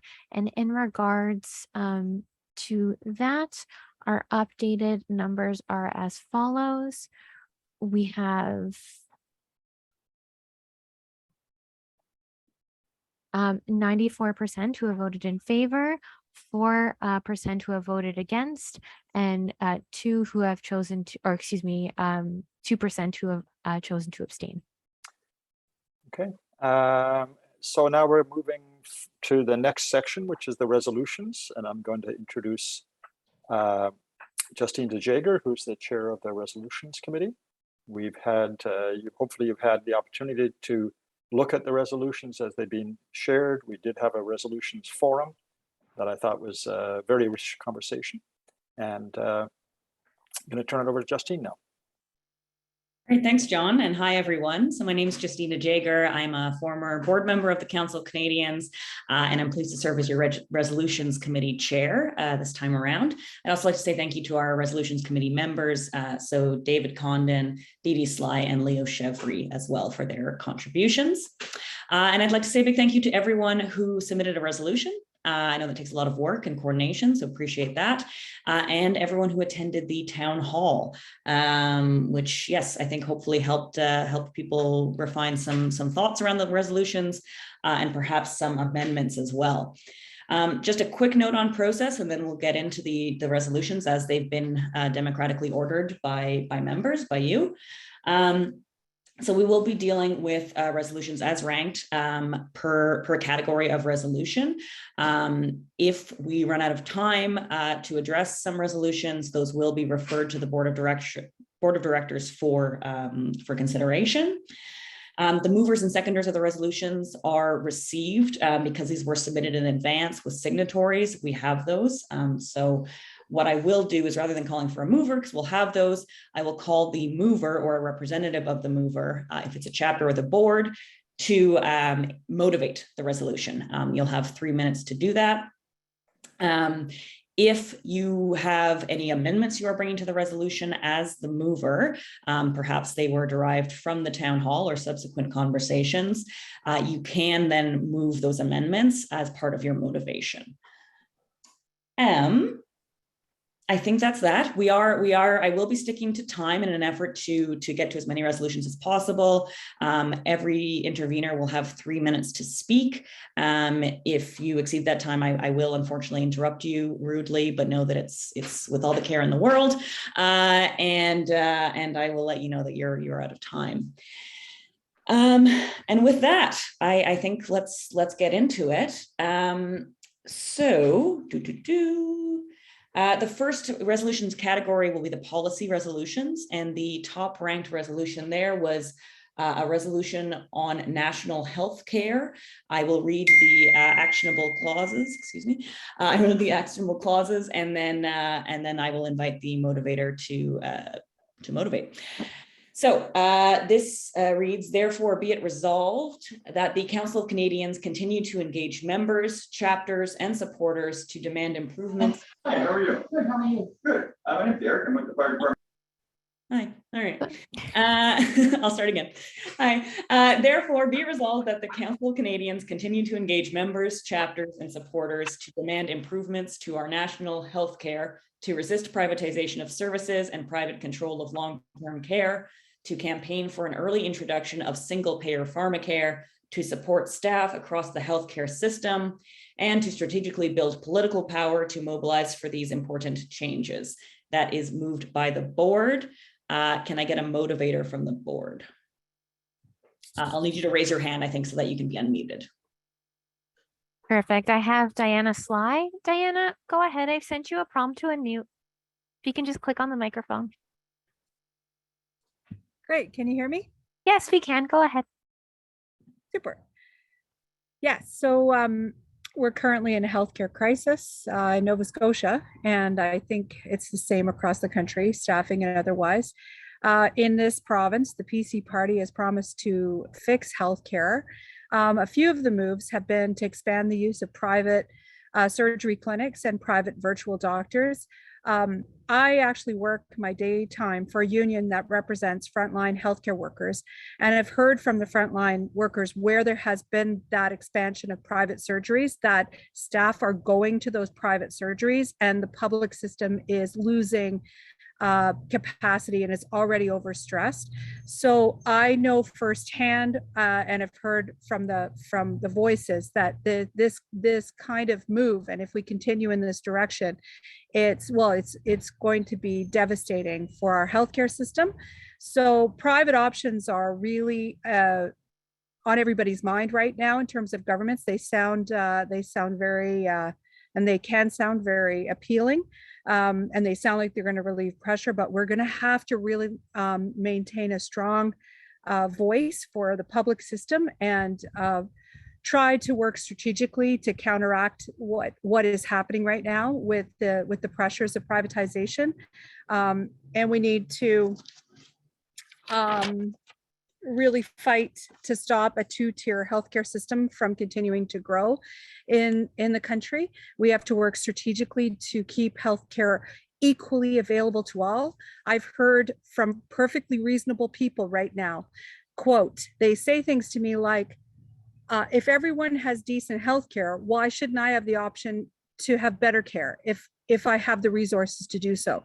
These are people that I know that this dialogue is opening up in the ways that haven't in the past. So it's under crisis. I'm sure everybody has their own examples of this, but this is what's motivating the need to really work and make it a priority to protect and extend our public Medicare system right now. So I wanted to add, it was brought up in the town hall, that home care be added to the private control of long-term care and home care. So that would be the proposed amendment, and that's all I have to say, except, oh, I had one more thing, I think. Nope, that's it. Thank you. Okay, so we have an amendment on the floor from DD Sly, adding the words home care. Do we have a seconder for that amendment? Yes, we do. We have Malcolm Buchanan. And yeah, I don't know if you want some others. Great. No, single seconder is great. So we will now move to discussion on that amendment specifically. We'll deal with the amendment first, and then we will deal with the resolution as amended if that amendment is successful. So specifically, any interveners on adding the words home care? So we have Ann Pohl. Ann, go ahead. I've sent you a prompt to unmute. If you can just click the microphone button. Hi, Hello. Ann. Yeah, Hi. go ahead. Hi. I actually have another amendment. So do we want to deal with this amendment first? Yeah, unless it's an amendment to this amendment. No, it's not. No, but right. you just said we were going to do the amendment, then we're going to do the resolution. I want to be in the middle there. Great. Yeah. So we'll take more discussion on this amendment first. We'll deal with it, and then you can propose your second amendment. Okay. Thank you. Thank you. And I'm just going to lower your hand and then you can obviously bring it back at the appropriate time. We'll go next to Rosemary Keenan. Rosemary, go ahead. I've sent you a prompt to unmute. If you could just click the microphone button on the screen and it will allow you to speak. Sorry, I was just voting in favor of the amendment. I mean, oh, okay. It was a No mistake. worries. Sorry. No worries. And we'll go with Anne Marie Hamilton. And go ahead. If you can please click the microphone that's now appeared on your screen. Hi, can you hear me? Yes, we can hear you. I was just wondering if I could get some clarification. So when you say private, does that include both for-profit and nonprofit private outfits? I suppose I'll encourage the mover to respond to that question.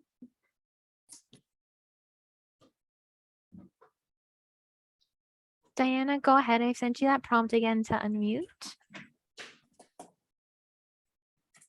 Diana, go ahead. Right now, we have already privatization in our healthcare system in terms of we have doctors who are corporations that deliver publicly funded healthcare in a private way. This also exists in long-term care. This also exists in home care. What we're needing to resist is the privatization of services and private control. So yes, to resist the continued privatization of healthcare services,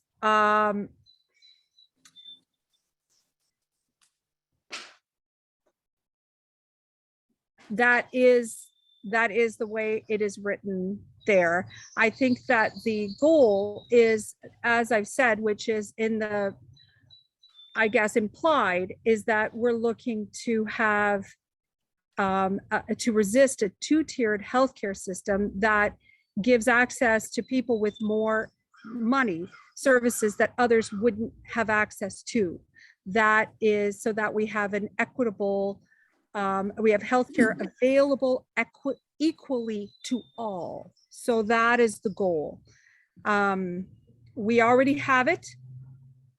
There's no denying that, but to increase privatization increases pressure towards a two-tiered system. So we need to have conversations and develop ways in which we can strengthen healthcare for all. I hope that answers your question. Can you still hear me? Do I still have a voice here? You do. We left you unmuted. Go ahead. Okay, thank you. Yeah, no, what I was wondering is I'm a physiotherapist myself, although I've now retired.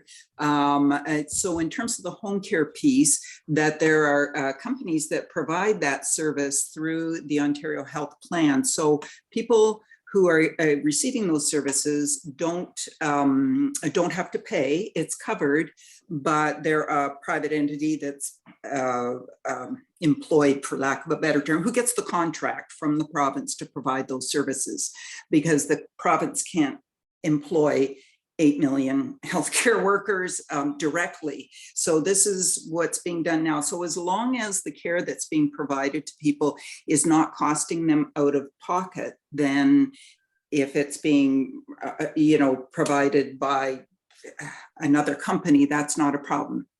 I don't know if I was clear about that. Am I clear when I say that? Okay, thank you. Yes, thank you for your intervention.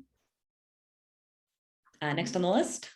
Wonderful. We'll go now with Avril Torrance. Avril, go ahead. I've sent you a prompt to unmute.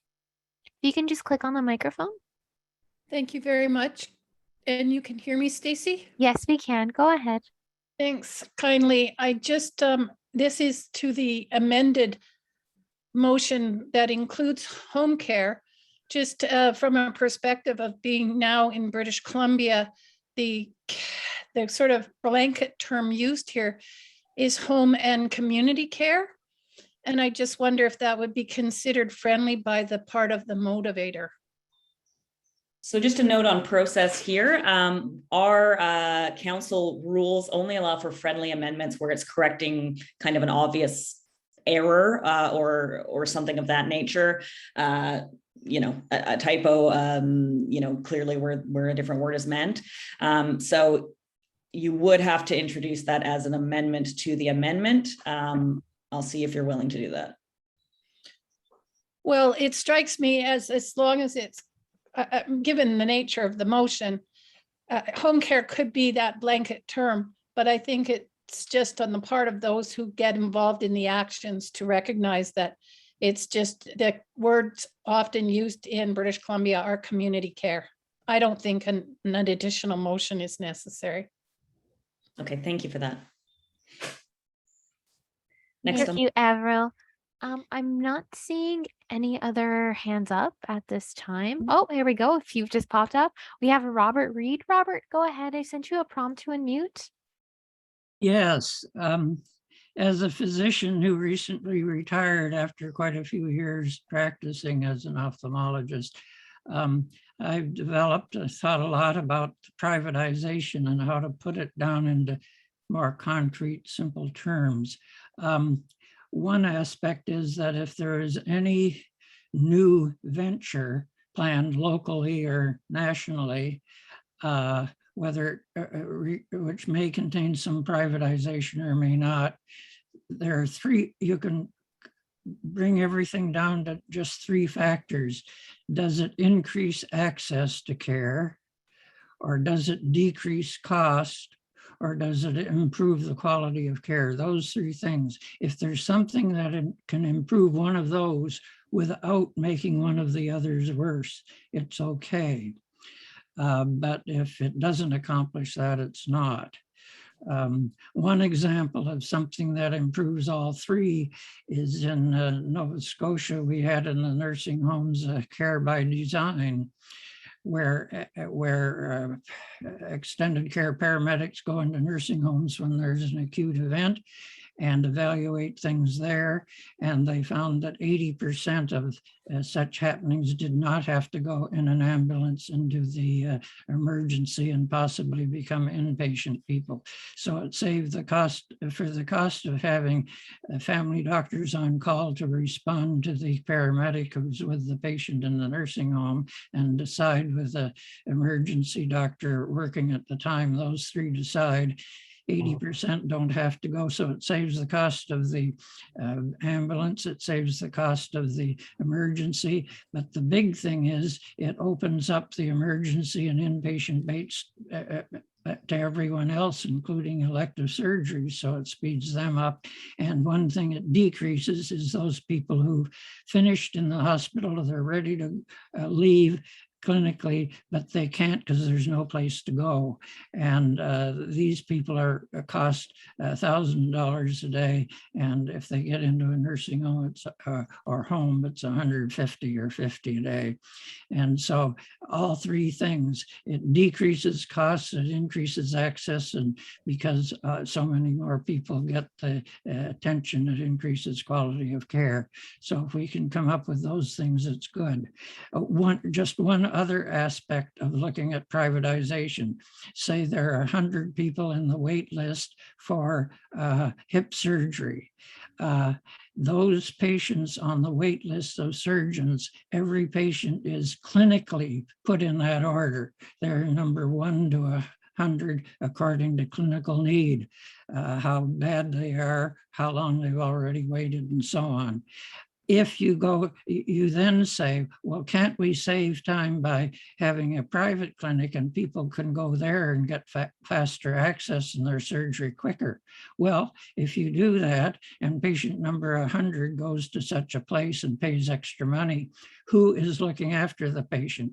Doctors and nurses, who instead should be staying in the public system working on those cases 1, 2, 3, and 4, not case 100 for extra money. So this is why Robert, so sorry to interrupt. We're over time. Would be stopped, and it's the kind that was stopped legally by that court. Okay, thank you. So sorry to interrupt. We are running over time again. We do want to get to as many resolutions as possible, but thank you. So next intervener. Joey, you had your hand up. I don't know if you wanted to add in. No, okay. Then no, there are no other interveners at this time. Okay, so then let's proceed with a vote on that amendment, adding the language "and home care." Wonderful. And do you need a mover or a second, Justine? We should have those already. Okay, perfect. So what we'll do is we'll start that vote at this time. So the vote should actually be now up on your screen. So again, you can go ahead and vote on that amendment.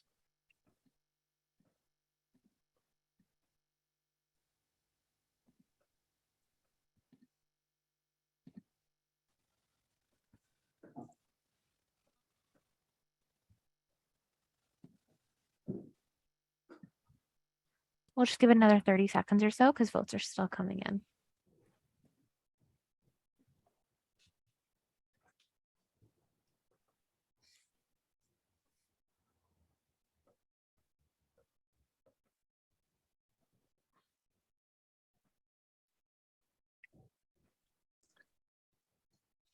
And the vote will be closing in 3, 2, 1.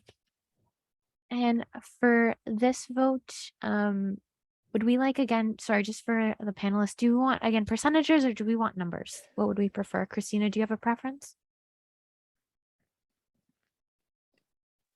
Let's stick with percentages, and I'll just justify that decision for the participants. The percentages allow us to know early on whether or not the vote has passed, and that helps us know quickly just so we can keep moving with the speakers list and the business of the meeting.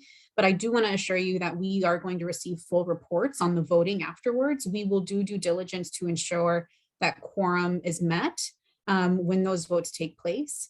And I also, Stacy did just send me some of the numbers, and we have had the majority of voters who are, or the majority of attendees on voting in each of the votes, in the votes that have been cast so far, the votes that have come up. So majority of folks are voting right now, which is wonderful. The majority of you who are on here.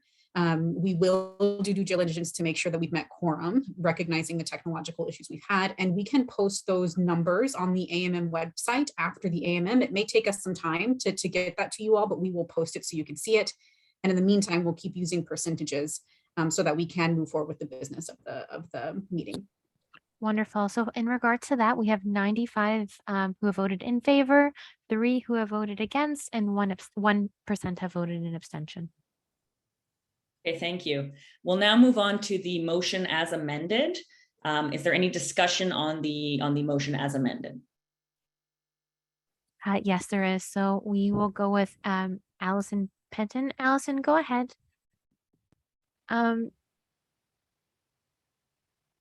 Allison, I have to promote you to a panelist just because your version of Zoom is not compatible. So if you can just accept that promotion. In the meanwhile, we'll go to the next person. We'll go to Lynn Roshan.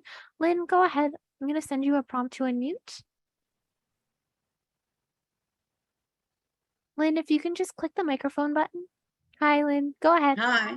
Can you hear me? We can, yes. Good. I can't vote because nothing's coming through on my screen. Lynn, if you can send us in the Q&A, if you don't have the I vote did. tab, I've sent it about 3 times. So I sent responses to a few. What we'll do is we'll take that back to there and then we can try and troubleshoot what's going on. But thank you so much. Great. Thank you. No problem. Now we'll go with Allison Penton. Allison, go ahead. We've sent you a prompt to unmute. If you can go ahead and ask your question.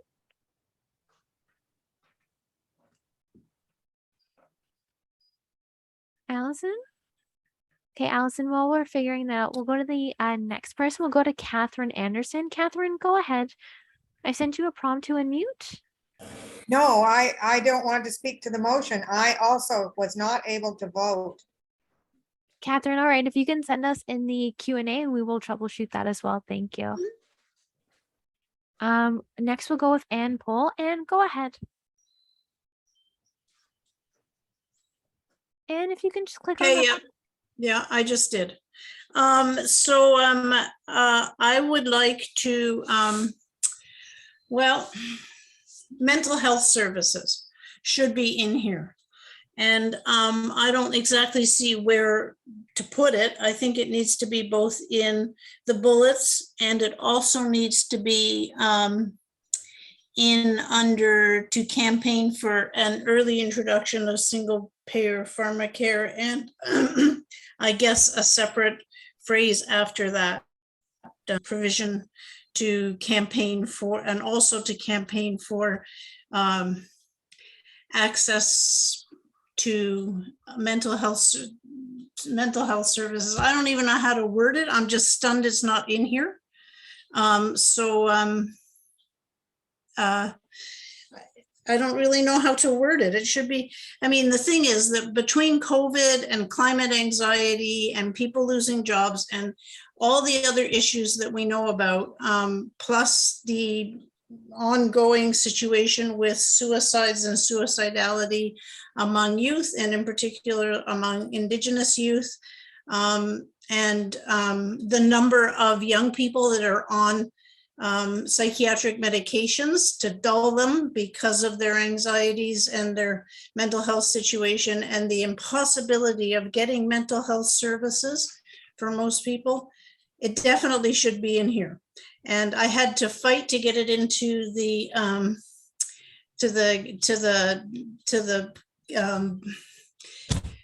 position paper that we put out for the Ontario election, and I'm not understanding why it's not something that the board has thought about. And so I'd really like to see a clause in there, and I don't even know where it would go because of the way this motion is set up, this resolution is set up. I suppose it goes under, maybe it could go on national dental health, on the points of national dental program, and full access to mental health services for all. And maybe it could also go after the pharmacare as a to campaign for an early introduction of single payer pharmacare, and also to put in there to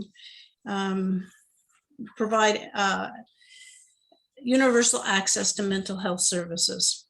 All right, Anne, thank you for that. Just a note that, and this is good to know for the rest of the afternoon, whereas clauses are not amendable because they're not actionable by the organization, they're just context. But we can amend be it resolved clauses. I'm not sure if your suggestion has been captured. I'll maybe make a suggestion, and if you like it, that's great. That would be perfect. If you hate it, let me know. I'm not perfect. What about to our national health care, comma, inclusive of mental health care, excuse me, inclusive of mental health care, comma. Yeah, well, inclusive of universal mental health services. Great. You're comfortable with that amendment? Yep, that would be fine. Thanks. Perfect. Okay, that is moved by Ann Pohl. Do we have a seconder? Yes, we do. We have Diana Sly. Fantastic. Okay, so we'll now take discussion on that amendment specifically. So what I'm going to do is I'm going to just lower hands because there were previous hands before. So let's lower all the hands. If there's any discussion on that amendment now, if you can raise your hand and we'll call upon you. Justine, it seems that there are no hands to that. Oh, here we go. Sorry, Kenneth Dermo. Kenneth, go ahead. Kenneth, I've sent you a prompt to unmute. If you can just click on the microphone button that's appeared on your screen, and you can go ahead. Kenneth? Kenneth, again, I'll send you another prompt to unmute. If you can just click on the microphone button that's appeared on your screen, and you'll be able to speak, please. Okay, Kenneth, I don't know if you've lifted your hand in an accident. I'm going to just lower your hand again. And if that's the case, if you can raise your hand one more time.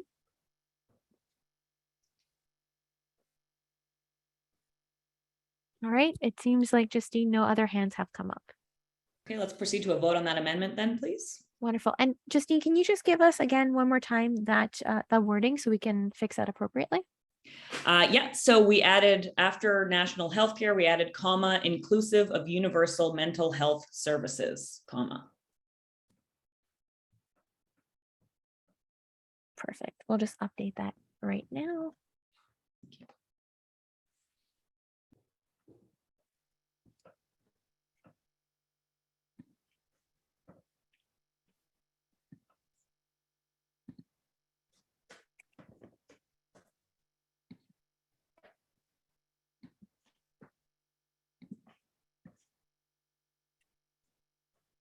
Wonderful. So the vote will show up momentarily on the screen if you have the vote tab. If you've received a link, again, just a reminder that you may to click on the link to keep that open. It will be the exact same way that other questions have appeared. And the question is up now. So again, if you can please vote on the matter, and we do keep the matter up for about 1 minute. So if you can go ahead and vote on that, please.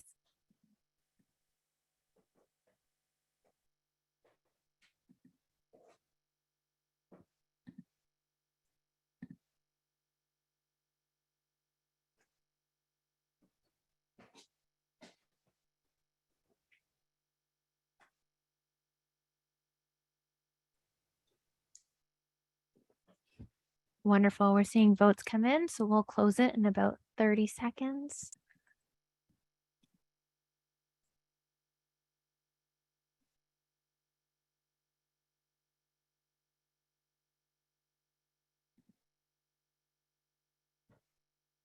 Wonderful. We're seeing more votes coming in this time, so that's great.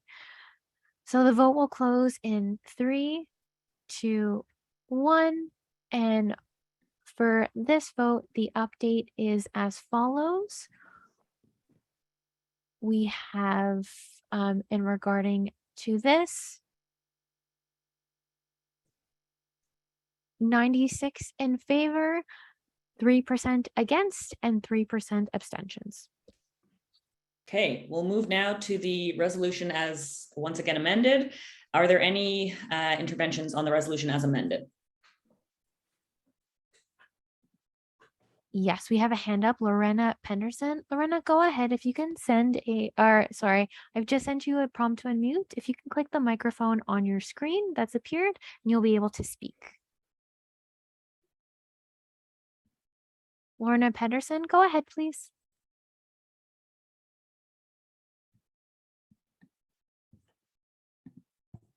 All right, we'll go to the next one. Catherine Anderson. Catherine, go ahead. We've sent you a prompt to unmute. If you can please click on the microphone. Yep, go ahead. Once again, I did not ask to speak. I still can't vote. Catherine, I'll send you another link again. We've sent you one again. You had your hand up, so we assumed that you were going to speak. So I'll make note of that. And we'll go with Constance Moore. Constance, go ahead. We've sent you a prompt to unmute. Hi, I'm wondering if I can call the question. You may. Are there more speakers in line? I just had Catherine Anderson again hand up, but otherwise, no. Okay, well then you could, Constance, but I think we can go straight to the vote if you're the last speaker regardless. So that might be fastest. All right, great. So I think we can proceed to a vote on this resolution as amended now. Thank you. Perfect. Just give us 1 moment. We'll update that question.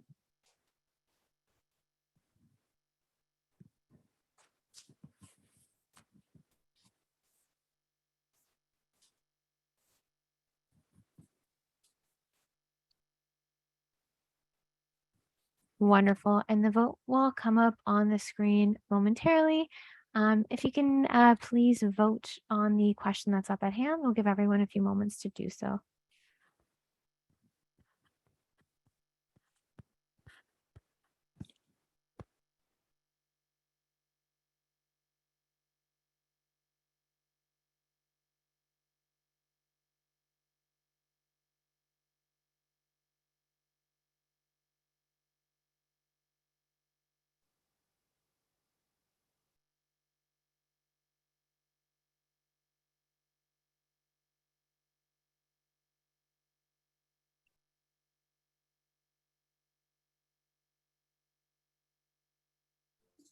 Hi, Stacy. Just to note that the wrong resolution has come up on our voting screens. We're seeing a resolution on banking rather than the resolution on healthcare as amended.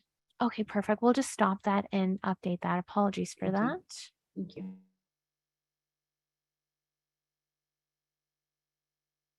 Awesome. Let's try this one now. So the policy on national health care, it is up now. So if you can vote on that at this time. Perfect. There we go. Thanks for that.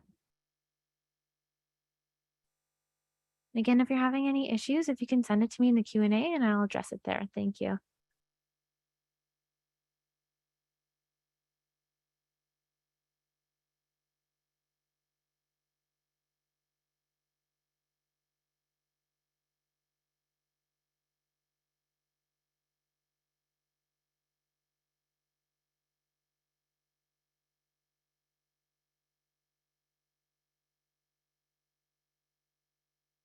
So again, just a reminder, if you're not having the vote button, what you'll do is you can just inquire for us for a link and we can send you a link.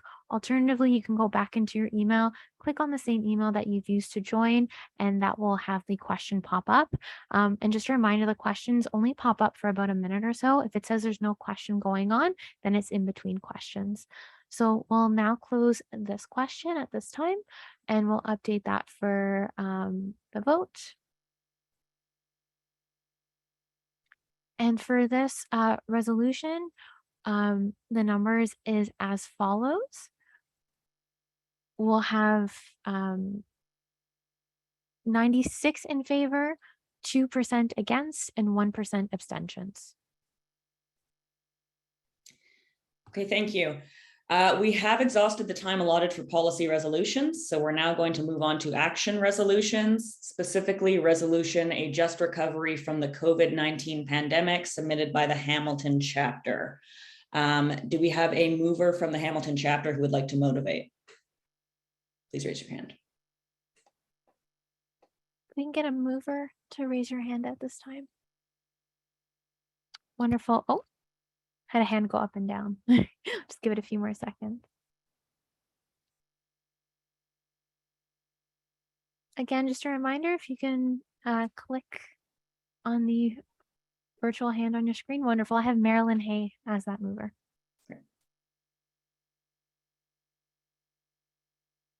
And Justine, can we launch that question? Sorry, we have someone prepared to motivate the resolution? Yes, I had Justine Hayes, or excuse me, I had Marilyn Hay. Okay. Go ahead, Marilyn.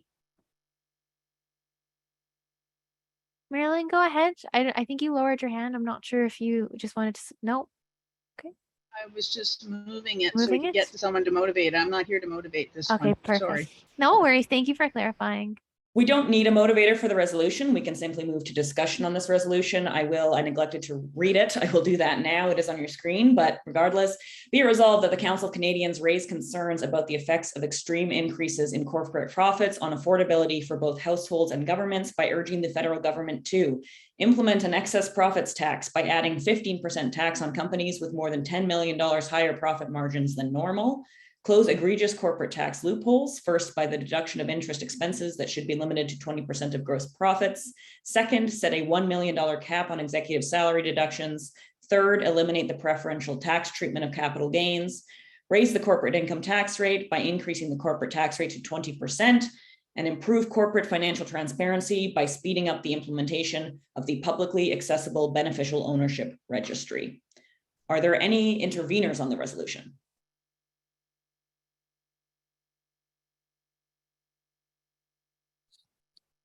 So far, there are none. No hands have been raised at this time. All right, we can proceed to a vote on the resolution then. Wonderful. The resolution has just been posted up for the question. If you can please vote on that at this time.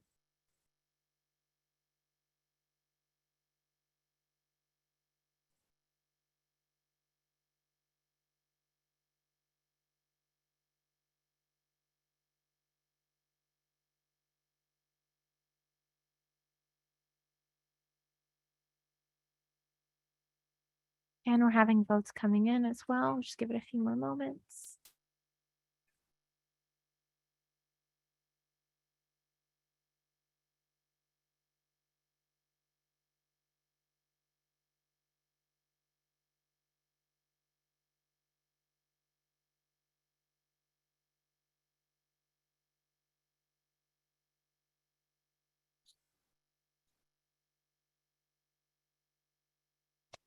Wonderful. And we'll be closing this question now.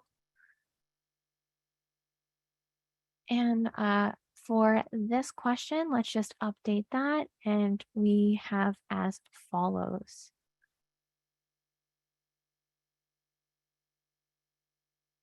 Sorry, just one moment. We'll just want to update that with the last votes that came in.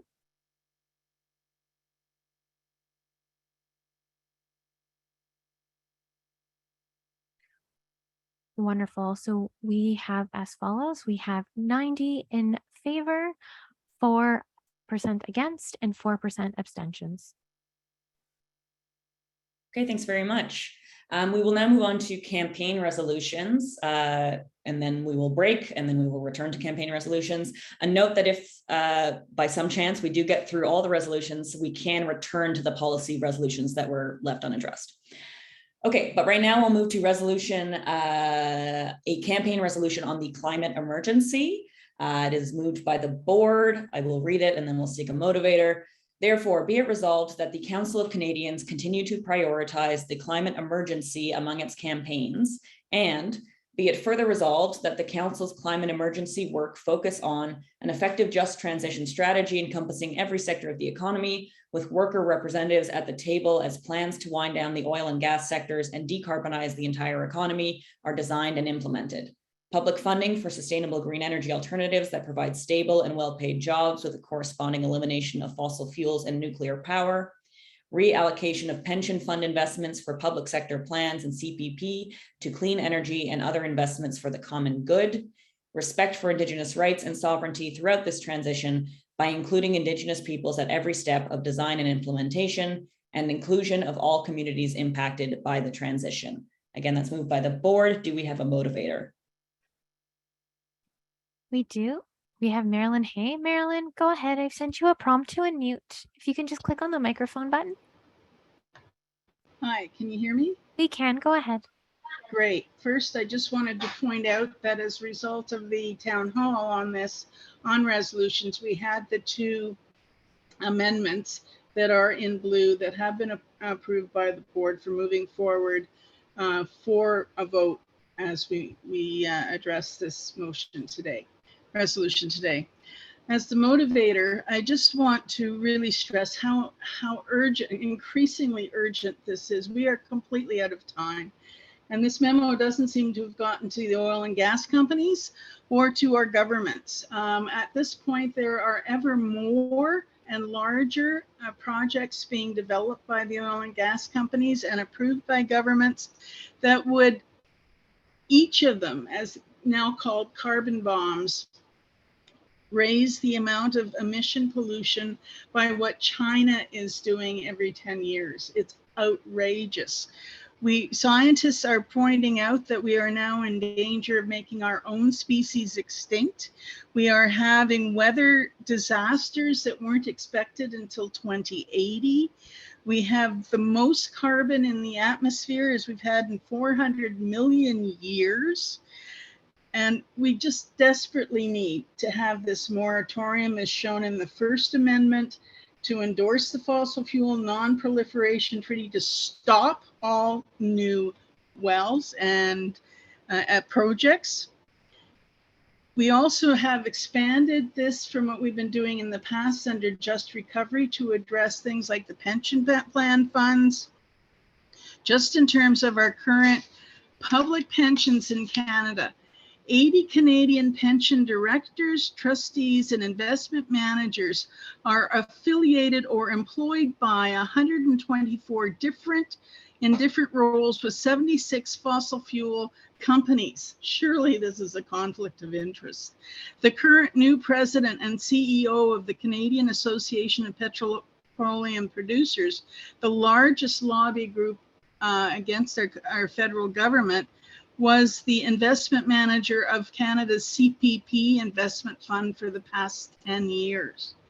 We're in massive corporate capture here, which is what we're looking at in the Second Amendment, where we want public institutions to take on the role of managing our way through this as a priority, because the corporations' mandates for profit supersede everything else.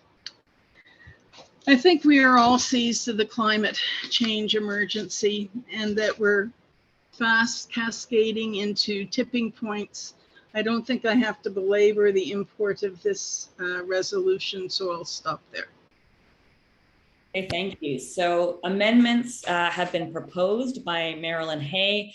They are in blue. They read, be it further resolved that the Council of Canadians stand in solidarity with and endorse the Fossil Fuel Non-Proliferation Treaty. And then the second bullet under the be it further resolved clause reads, establishment of new public institutions to support affected workers and communities through the transition, expand public ownership of services and utilities across the economy, and oversee and implement this transition, excuse me. Do we have a seconder for that amendment? I have an amendment to change, but I do have also from Constance Moore and Andrew Harrison for that change. Perfect, we'll take Constance. Okay, so we're gonna now move to discussion on the amendment specifically. Any interveners, please raise your hands. I do. I have William Langenberg. William, go ahead. I've sent you a prompt to unmute. If you can click on the microphone button on your screen. Well, I'm not specifically talking about this amendment, but as I said in the previous discussion on this resolution, I really strongly advise you to change this to wind down the oil and gas sector, because this is out west. This is really, we feel that out east, people do not understand the energy picture. Just like the person that was just talking was talking about nonsense, that the present level of CO2 in the atmosphere is the highest it's ever been. It's just nonsense. When the Earth started 4 billion years ago, it was 90% CO2. And so this is a complicated issue, and there's a lot of nonsense being talked about. Everybody is driving their cars and they say, well, we shut down the oil and gas sector. No, it's not. The oil and gas sector should not be wind down. They need to transition. In the energy industry, there is interest in investing in solar and wind and geothermal, but so we have to put pressure on the energy sector and say, you guys have to transition, not threaten them by losing their jobs. That's Rachel Notley was very clear in that. And so if we just keep out east saying, bashing the oil and gas sector, we can go back to the old Pierre Trudeau era, who was introducing a perfectly good, anyway. So that's my amendment and my little rant. So I'd like to have that as an amendment. It's changed to wind down the oil and gas sector and saying transition the energy industry. Okay, we are dealing with a current amendment, so I think we'll deal with this amendment that's on the floor, and then if you'd like to propose an amendment to the resolution later, you can do so. So next intervener on this amendment. Wonderful. I have Anne-Marie Hamilton. Anne-Marie, go ahead. I've sent you a prompt to unmute. Yes, actually, I think we need to vote on this amendment first because my concern is with the other piece. So by all means, let's do the resolution, excuse me, the amendment first, and then I would like to speak then. Thank you. Any other interveners on the amendment? I do have a dial-in participant. To the dial-in participant, go ahead. If you can just state your name for us as well. You can press *6 on your telephone and we'll be able to hear you. Go ahead. Oh. Dial-in participant, we'll do one final call-in. Hi, go ahead. Hello. Hello, can you hear me? Yes, can you state your name for us, please? My name is Glenn Shaw. Perfect, go ahead. Yeah, I just wanted to say that the fossil fuel non-proliferation agreement is being embraced by cities and grassroots groups around the world.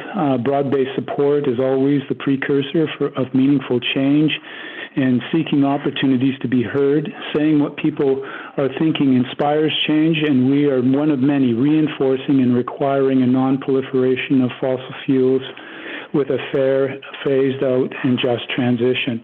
When I learned about the fossil fuel treaty, it just became so clear to me that these people are saying exactly the things that Robin and the other organizer, Danielle, I think, are saying for a just transition. I think it's important that we stand in solidarity among other like groups, and that cities around the world are currently embracing a non-proliferation agreement. with regard to fossil fuel. Thank you for your time. Thank you. Next intervener. And it seems like there are no other interveners at this time. I see Marilyn Ketty. Is that possible? Oh, Marilyn, sorry, go ahead. Yes, of course. Thank you. A concern I have about some of the wording in this resolution has to do with I think it's important that we're talking about the establishment of new public institutions, but on the East Coast, we have regulatory bodies for offshore oil and gas development that are technically public bodies because they are appointed under the Accords Act. However, they are totally industry captured. Like if you look in Nova Scotia, for example, at the members of that board, what you will find is that they all have a connection to the oil and gas industry. And I guess also an important issue related to that is the fact that what's happening now here is the government has chosen to change the name of the Canada Nova Scotia Offshore Petroleum Board to the Canada Nova Scotia Offshore Energy Board. So they're using the same structure. Some of the same people, one of the key people has been appointed as chair of this new board. So it hasn't changed. Nothing has fundamentally changed about that, the corporate capture of this structure. So as long as that's happening, we're in trouble. And I know the Council of Canadians as an organization understands this issue, and we've been fighting through our chapter and allies around this for years now. But it's a very serious problem in terms of where we're headed and how we're going to transition away from fossil fuels and into to green, renewable, sustainable energy projects. So I just I'm not wanting to really speak against this, and I don't really have a good amendment, but I think that issue is critical to this discussion. Okay, thank you. Seeing no one, their interveners, I think we can now move to a vote on the amendment. Wonderful. So the question will now appear. So again, we'll just have votes coming in at this time. You can please cast your ballot for that issue. We'll just give it a few moments as slowly coming in.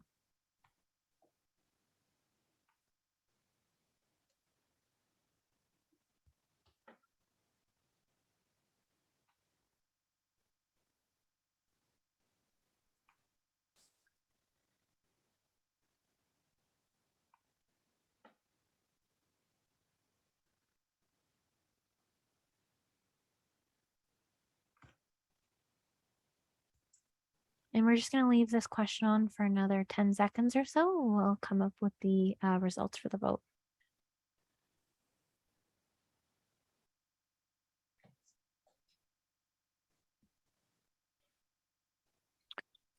Wonderful. So this vote will be closing in 3, 2, 1. And for this vote, the results will be as follows. So we have the following for this vote will be, let's check this, 90 in favor, 6% against, and 3% abstentions. Okay, thank you. We'll return to the main resolution as amended now. I'm also just going to make a note. I am going to ask that folks, when they intervene, either to make an amendment or to speak to an amendment or what have you, to really state the purpose of your intervention so I can assess whether it's germane to what's at hand. So I'm speaking in favor of this resolution. I'm speaking in favor of this amendment, that kind of thing. That would be great. Thank you. So any interventions on the resolution as amended? Marilyn, I don't know if your hand is still up from before, if you have anything else to add. No, I have Anne-Marie Hamilton. Anne-Marie, go ahead. I've sent you a prompt to unmute. Hi. Yes, excuse me. My comment on the resolution was at the very last part that you've included nuclear power almost as an add-on there. So I am in total agreement with the notion of transitioning away from fossil fuels in a, just and fair way. But then this whole issue of nuclear gets sort of tacked on the end. And I just don't think it's appropriate. I think it's a larger item that ought to be addressed separately. There's been a lot of changes in nuclear technology, and I think it's at the council's peril that it doesn't have a real good deep dive into what nuclear can offer. The resolution 8, as you might not be surprised, I had some problems with resolution 8, which was around some of the whereas statements. So my point is, I think that the nuclear I think it's the second last bullet point there, should be removed, and nuclear should be treated as a separate item. Okay, so to be clear, you're moving an amendment removing the language "and nuclear power"? Yes. Okay, do we have a seconder for that amendment?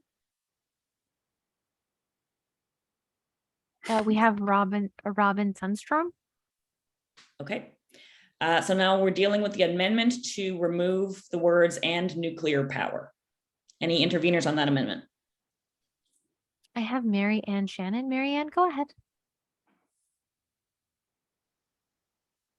Yes, I totally agree with removing that, as I believe the fossil fuel industry is going to be extremely happy if we never have nuclear power, because I also believe we will always need them at times when it's hard to get all the other renewable powers we need. I think we should keep our minds open to small modular nuclear power, which can also use some of the nuclear waste that is in the ground right now. I'm not an expert, so I should probably stop, but I think these are strong points and we should keep our minds open and study more. Thank you. Thank you. Thank you so much. We also have Ann Pohl. Ann, go ahead. Your hand's been raised. Sent you a prompt to unmute. If you can just click on the microphone button. I clicked on it. That's okay. I'm probably as close as anyone in the council gets to being an expert on this. Small modular reactors are not a solution to the very time sensitive transition that we need to make. They will also take away research and development money and industry focus and popular focus from the very urgent work that needs to be done to bring the actually green, sustainable forms of energy up to speed. I could actually go on and on and on and on with factors that support the motion the way it's written right now. I'm very grateful for the board for having the courage to put this in there, because I think it's critical to transition away from carbon dioxide. Another factor I'm just going to mention quite quickly is they promote nuclear stuff as being a non-emitter, but first of all, it's a very serious emitter of other stuff that'll kill us just as dead. And the actually upstream and downstream, the nuclear industry is a serious carbon emitter. So anyway, I'm really opposed to this amendment, and I urge people not to vote in favor of this amendment. And if you want to know anything more about nuclear energy and nuclear power and nuclear waste, just ask. Thank you. Next intervener. I have Lorraine Hewitt. Lorraine, go ahead. I've sent you a prompt to unmute. You can just click on the microphone button. You'll be able to speak. Go ahead, Lorraine. Thank you. I want to speak against the proposed amendment, which would remove the wording and nuclear power. And the reason I'm speaking against the amendment is that I lived for 30 years up in Yellowknife. And after the gold mines were done, there was an incredible amount of toxic waste that's left over. There's like 237,000 tons of poisonous arsenic trioxide, which is capable of poisoning the world's population about 4 times over. So I can't condone supporting increased development of an energy source that leaves behind such an incredible amount of toxic waste that we simply can't get rid of. I've already seen that in Yellowknife, and that's like a dead end street. So that's all I have to say. Thanks. Thanks, Thank you. Lorraine. We will go with the next hand raised. Gavin Franson. Gavin, go ahead. We sent you a prompt to unmute. If you can just click on the microphone button. Thank you. I would also like to speak against the amendment. I think from a lot of reading that I've done, I think there is no way that we should be doing anything more with nuclear. It's the industry's way of kicking the can down the road with pie in the sky about that being an answer that's 10 years away when we need to act now. And I agree with the first speaker that that the whole nuclear thing should be a whole thing of its own. But until such time, I think we should leave it in here where it is and look to having another resolution that speaks specifically against nuclear in the strongest possible terms. Thank you. Wonderful. Thanks, Gavin. Now we have Robin Sundstrom. Robin, go ahead. I've sent you a prompt to unmute. If you can please click on the microphone button. I'm speaking in favor of the change, not because I'm in favor of nuclear. I think I don't know enough about it anyway. I'm sure other people do. What I really would like to see is us stay focused on fossil fuels, particularly because those groups are so big and so huge.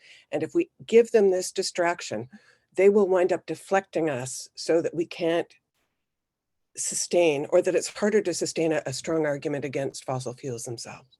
And that's really why I want it out. Thank you. Thank you so much. We'll now go with the next hand up. I have Robert Reed. Robert, go ahead. I've sent you a prompt to unmute. If you can please click on the microphone button. Yes, Go ahead, I would Rob. like to speak against the amendment as well. These small nuclear or modular reactors that they want to develop, they would be the most expensive by far method of creating electricity. They do have a carbon imprint because of the huge amount of cement necessary to create them. The big disadvantage, as already pointed out, is the radiation at every point, particularly the mining tailings, and then the dangers in transportation of the radiating materials, the possibility of more breakdowns, burn downs like the one in the Ukraine.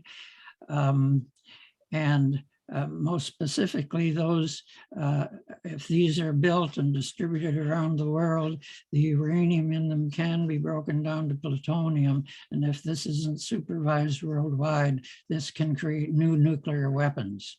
So on all the, and again, getting back to the radiation at the end stage, the Canadian body, given the task of deciding where to put the nuclear waste from nuclear power stations already being collected, they've delayed 20 years because they selected one site near Lake Huron, and that's been rejected. And so the whole thing's terrible. And finally, it's not needed. By the time these things would be ready in the 2030s, already there will be plenty of wind and especially solar power to provide our needs. So on all of these many counts, all further electricity production by nuclear means should be discontinued, including certainly these plans developing in New Brunswick and Alberta for the mining and New Brunswick for the engineering development of these small modular reactors. This really should be stopped, but it is ongoing in Canada. And unfortunately, one of the last acts of Angela Merkel before stopping being German premier was to change the European Union's vote according to the wishes of the current French Prime Minister to go ahead with small nuclear reactor development. So unfortunately, this is going on, but it was borderline in the EU. And so I think a strong, the Council of Canadians should have a strong message. And Resolution 8 sort of goes after this, that the Receiver General or someone should monitor what's going into nuclear. But I think we not only should not have this amendment and include nuclear in this resolution, but also even have a new one focused on stopping the production or just stopping in its tracks small modular reactors. And of course, the big ones, of course. Thank you, Robert. I'm so sorry. We're over time. Appreciate your interventions. Thank you. We'll move on to the next intervener. Wonderful. We have Rosemary Keenan. Rosemary, go ahead. I've sent you a prompt to unmute. If you can just click on the microphone button, go ahead. Hi, can you hear me? Yes, we can. Go ahead, Rosemary. I would like to speak in favor of including the nuclear in this amendment for all the reasons mentioned, and also the fact that Canada is seeing this as a business opportunity to sell these reactors all over the world. Also, the fact that it opens the door for further uranium mining, which, as we see, is a deadly occupation, and we're having huge trouble managing that toxic waste. Containment sites all over the province and all over the country are expanding because they don't know what else to do with the waste. And thirdly, because the Canadian Nuclear Safety Association is one of those that's captured by the corporate industry to promote nuclear energy. So thank you very much. Thank you. Just a quick procedural note before we move to the next speaker. We've now had 5 speakers against the amendment and 3 in favor. After we've received 5 on both the pro and con side, I am then to move to test the House to see whether we're prepared to take a vote. So for anyone whose hands are still raised on this amendment, I will only be taking 2 more pro speakers at this point, and I will interrupt if you're speaking against. So if you're not a pro speaker, you can click on your hand again and you can lower your hand, as Justine has mentioned. So far, no one has lowered their hand, Justine. So I'll go to the next one. I'll go to Anne-Marie Hamilton. Anne-Marie, go ahead. I would just like to reiterate that what my amendment is that the nuclear power be removed and treated as a separate entity. So my intent was not that nuclear be debated here. That's not what we're talking about, although I do certainly have some strong views on that.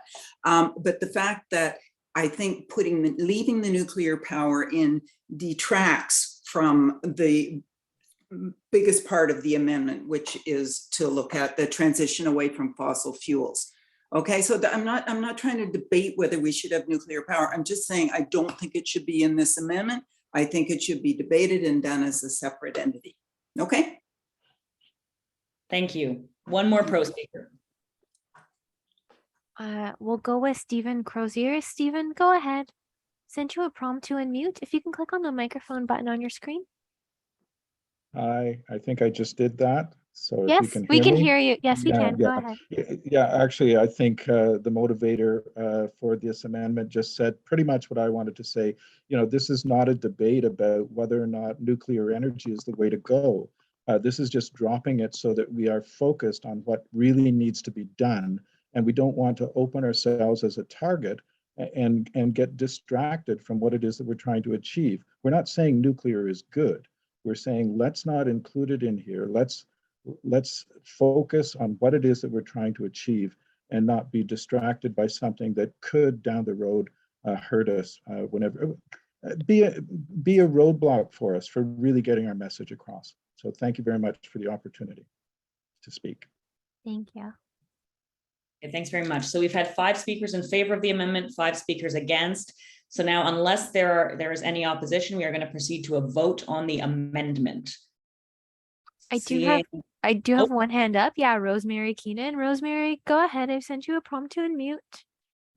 Sorry, I should have lowered my hand. Oh, no worries. Just wanted to confirm. Thanks so much. All right.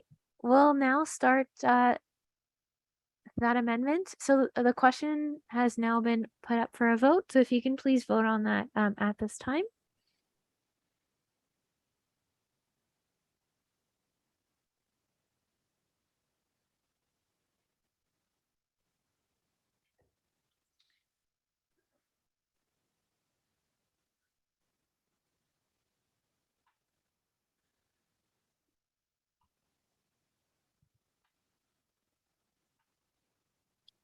Just give it a few more moments.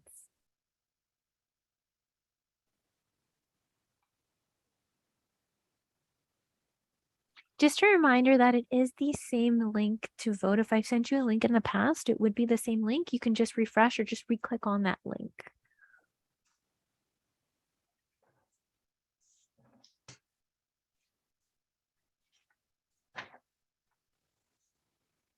And this question will close in 3, 2, 1, and we'll come up with those updated percentages. So for this question on the amendment, our percentages will be as follow.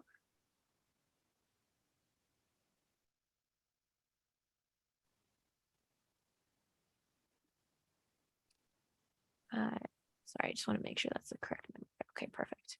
So we have 47 in favor, 43 against, and 9 abstentions or choosing not to vote, 9%. Okay, so that amendment carries. And so now we're going to return to the main motion as re-amended here. I just a quick question for the event organizers. Sorry, I did blow past our break. I apologize in dealing with this resolution. Shall I continue? Do we want to break before, or do we want to finish off this resolution, then break? I'm not sure. I think it makes sense to finish this resolution. Yeah. That's And, all right. and then break for 15? Yep. Okay, fantastic. All right, sorry. We are back on the main resolution as amended. Any interventions on the main resolution as amended? Wonderful. I have dial-in participant. Dial-in participant, if you can press *6 on your telephone with the phone number ending in 572, go ahead. Yeah, I just wanted to comment. To me, the way the vote is phrased is unclear as to whether I'm voting for or voting against. You know, so just a little bit more care to make sure that it's absolutely clear what we're voting for and what we're voting against. That is my comment. I'll sign off now. All right, thank you, dial-in participant. We'll go next with Marianne Shannon. Marianne, go ahead. I sent you a prompt to unmute. I'm sorry, but I'm not sure why I got that. No worries. Okay, I'll disable your talking and lower your hand. And we'll go with William Langenberg. William, go ahead. Yeah, it's still that the winding down of the oil and gas sector. I strongly advise you guys to change that language, because people out west will be defensive if they hear that. I propose to say as plans to wind down the burning of fossil fuels and transition the energy industries, and not say wind down the oil and gas sectors. That's telling all the Calgarians to lose their jobs. That's not the thing we're talking about. We have to be intelligent about this. So I like to propose that amendment. Okay, so we have an amendment proposed. Would you be able to repeat the language? Apologies. Oh, I think it's being typed out here. To wind down the burning of fossil fuels and transition the energy industry. Perfect. And I assume strike everything after that, or? Well, the oil and gas sector, yeah, strike it out. Strike oil and gas sector, sorry. Thank you. And decarbonize, yeah, that's good, that's clear. Okay. All right, so to be clear, the amendment as proposed is to have the first bullet read, as plans to wind down the burning of fossil fuels and transition the energy industry and decarbonize the entire economy are designed and implemented. Do we have a seconder for that amendment? Not yet. Now we do. If we have Rosemary Keenan as the seconder at this time. Okay, we're now dealing with debate on that amendment. Wonderful. If you have any comments or questions, again, if you can raise your hand. And Rosemary Keenan, go ahead. I've sent you a prompt to unmute. I don't have comments or questions. I think the previous speaker sort of described it all, and we've still got the same goal. We want to get rid of fossil fuels, the burning of fossil fuels, and make that transition to transition the energy industry and decarbonize the entire economy as designed and implemented. So it makes sense to me. Perfect. Thank you, Rosemary. We'll go to the next hand up. I have Corin Benson. Corin, go ahead. Sent you a prompt to unmute. If you could please click on the microphone button. I have been struggling to get my raise hand to work and work and work through this whole thing. Also to vote. Now all of a sudden it works. I don't understand. They said it was my device. My device has always worked before. There is something kind of fishy going on with this whole thing. It shouldn't be this much of a struggle. It's very hard to listen to the debate when you're struggling with everything. I just was trying to get my hand to work. And it's been, up and down and up, down. No one's ever called on it. I don't understand what's going on. So I just wanted to register. There's a serious problem. I'm so sorry you're having those issues. I know I've been messaging you in the Q&A, but do you have any comments in regards to the resolution at this time, or was that it? Well, that was it. I've been struggling to try to figure out how to get the hand to work and how to get the voting process to work. I've only been able to vote twice. I'm so sorry that you're having that issue. This is the first time I've actually been able to see your hand up, so I'm so sorry for that. Next, we'll go with Florence Pliggington. Florence, go ahead. I sent you a prompt to unmute. Yes, thank you. I appreciate the sentiment of not antagonizing the oil and gas industry employees and workers, but it's not just the burning of fossil fuels, but it's also the extraction of fossil fuels that we want to wind down. So I'm not in favor of changing it to the burning of fossil fuels, because that suggests that we can continue to extract it, just burn less of it, which is sort of a bit of a loophole there, I think. Perfect. Thanks so much, Florence. We'll now go with George Hewinson. George, go ahead. I've sent you a prompt to unmute. If you can please click on the microphone button.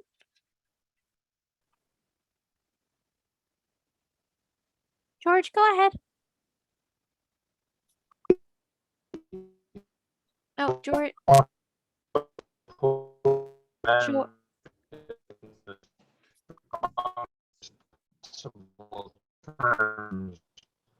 The oil and gas industry, headed by Exxon, has tried to do everything it can, put sand in the gears to prevent scientists, and knew that there was a problem with climate change.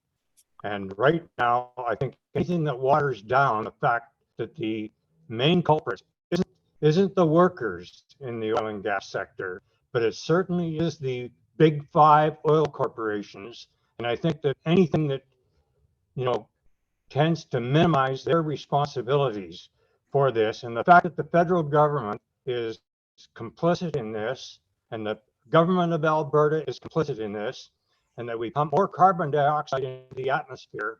And since the Industrial Revolution, 1.9 trillion parts per million of CO2 has gone into the atmosphere, and we just one of the worst years in terms of the struggle of people against wildfires, against heat bombs, and we just had a superstorm derecho come through here in Ontario that paralyzed the capital city of Canada.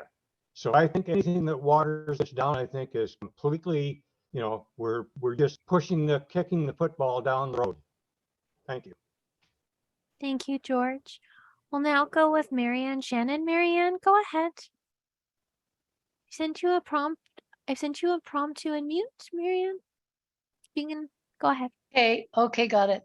I'm looking at this and thinking, yeah, maybe we have to put the fossil fuel sectors because we've totally eliminated coal.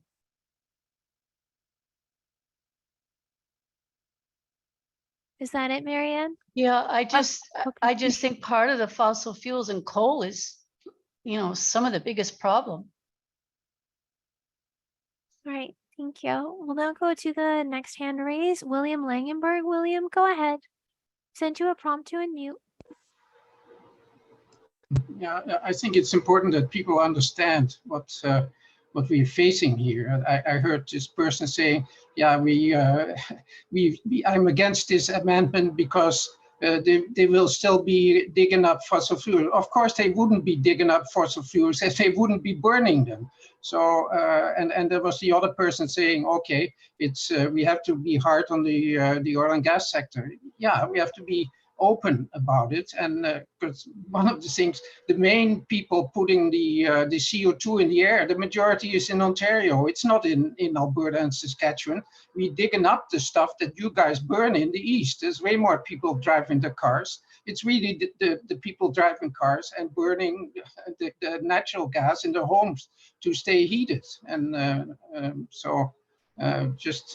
do not understand that people are against this minor thing, saying that we have to work on it all together, and go ahead and just keep it as it is, and be hard on whatever, and so just keep fighting. But what's the point of fighting? You might as well go to the Ukraine if you want to be fighting that way, and that's unintelligent fighting.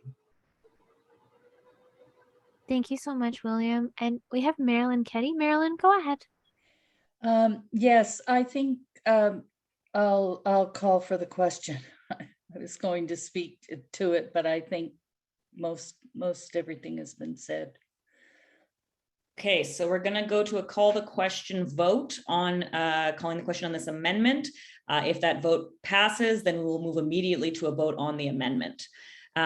So I'm not sure how we want to deal with call the question votes. Do we have those ready to go as a poll, or should we do a raise hand? If you give me about 30 seconds, I can Justine, how would you like the wording for that? Just as simple as call the question? I think call the question, yes, no, abstain. Thank you. No problem.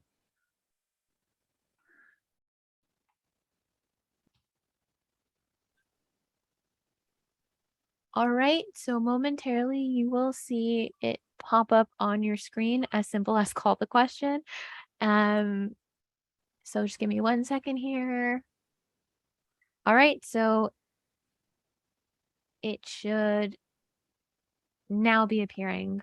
Again, it's the same as the previous ways that the questions have come up for the resolutions. So if you can please take a vote yes, no, or abstention. And Justine, can I lower all the hands at this time? Yes, thank you. Perfect, thank you.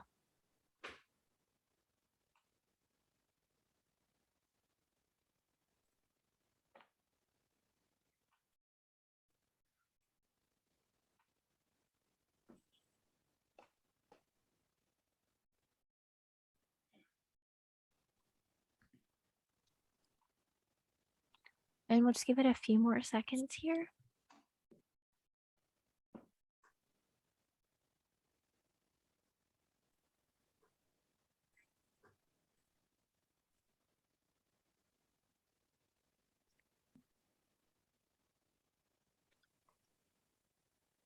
Wonderful. And for that question, for the call of the question, excuse me, the percentages will be as follows.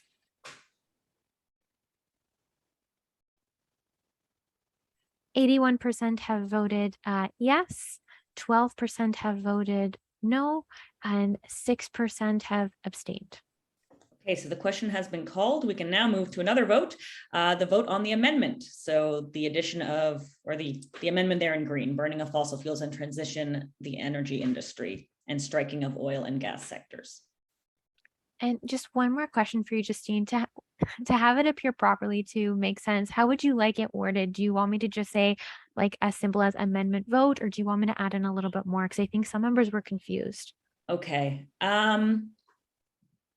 Like we usually have it, amended vote. Are you in favor of, against, or abstaining from the amended as presented on the screen? I don't know if you want me to add anything else. Does everyone have access to the screen? I imagine we could proceed that way if. All right, so I will just leave it at that. I'm just gonna okay, perfect. So we'll just leave it at that at this point. So momentarily you will see that come up now again.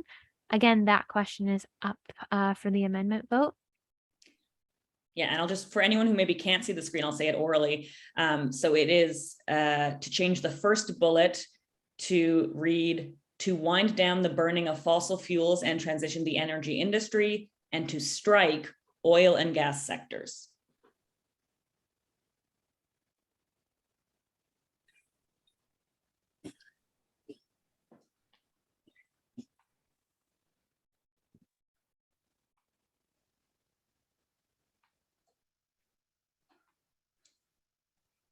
We have a little over 15 seconds left for this one.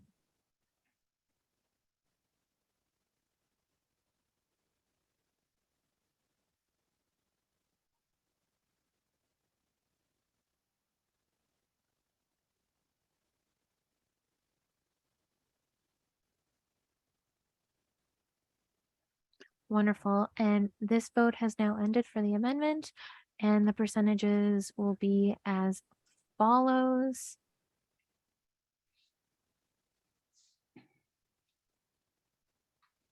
We have 52% in favor, 43% against, and 4% abstentions.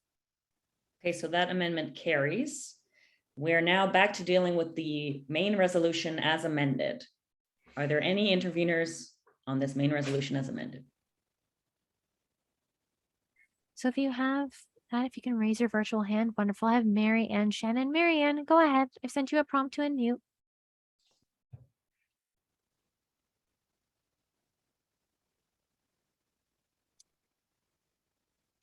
Mary Ann? No? Okay. I'm just going to lower your hand. If there's something you'd like to say, you can raise your hand. We'll go to Rod Altstand. Rod, go ahead. I've sent you a prompt to unmute. Yes, thank you. I'm really disappointed that that last amendment went through. I mean, the industry needs to be wound down, and not just the burning of fossil fuel, because that feeds into the whole notion of carbon capture, and carbon capture is not enough, and it's time to wind down the industry.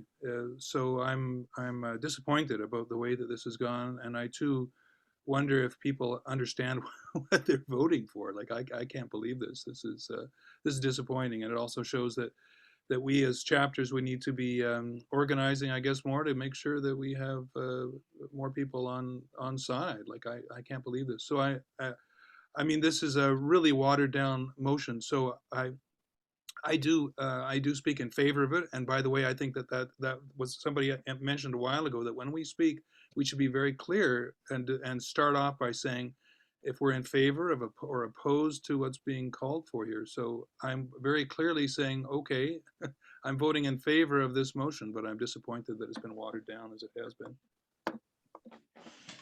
Thank you for that reminder. And yes, please everyone indicate if you are speaking in favor or against the resolution. We'll go next with Marilyn Keddy. Marilyn, go ahead. Like Rod, I speak, I'm in favor of this motion. I'm also disappointed because there have been over the last few years 6 reports from the International Panel on Climate Change, the foremost scientific experts in the world, saying that governments have to end subsidies to fossil fuels, and we have to not be supporting any new fossil fuel development. So I think that, and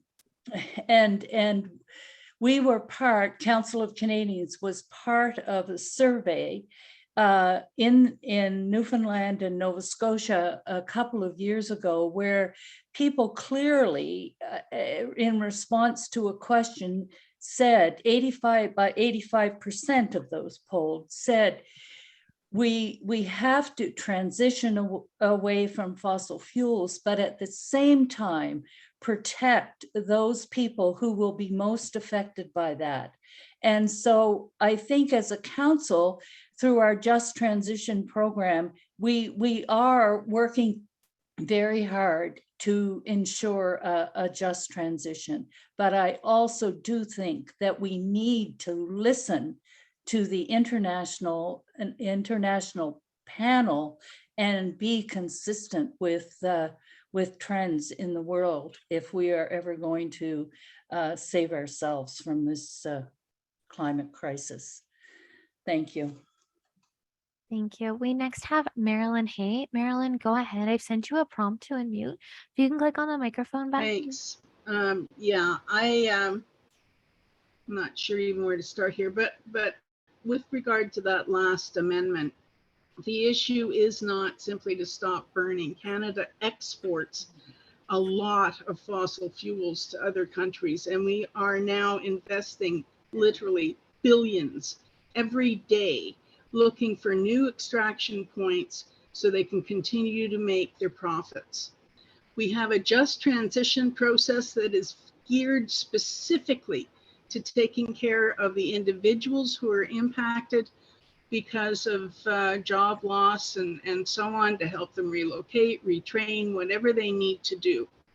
So perhaps, Justine, I don't know if we can do another amendment to the amendment, but if we could insert to stop the extraction as well as burning, I think that would be the caveat that we're all seeking here, because we cannot continue.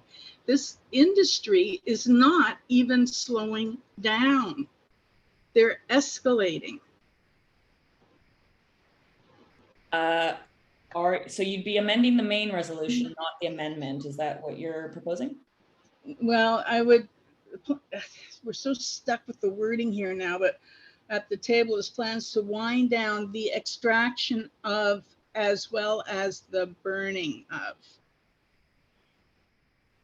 Can I suggest wind down the extraction and the burning? Okay.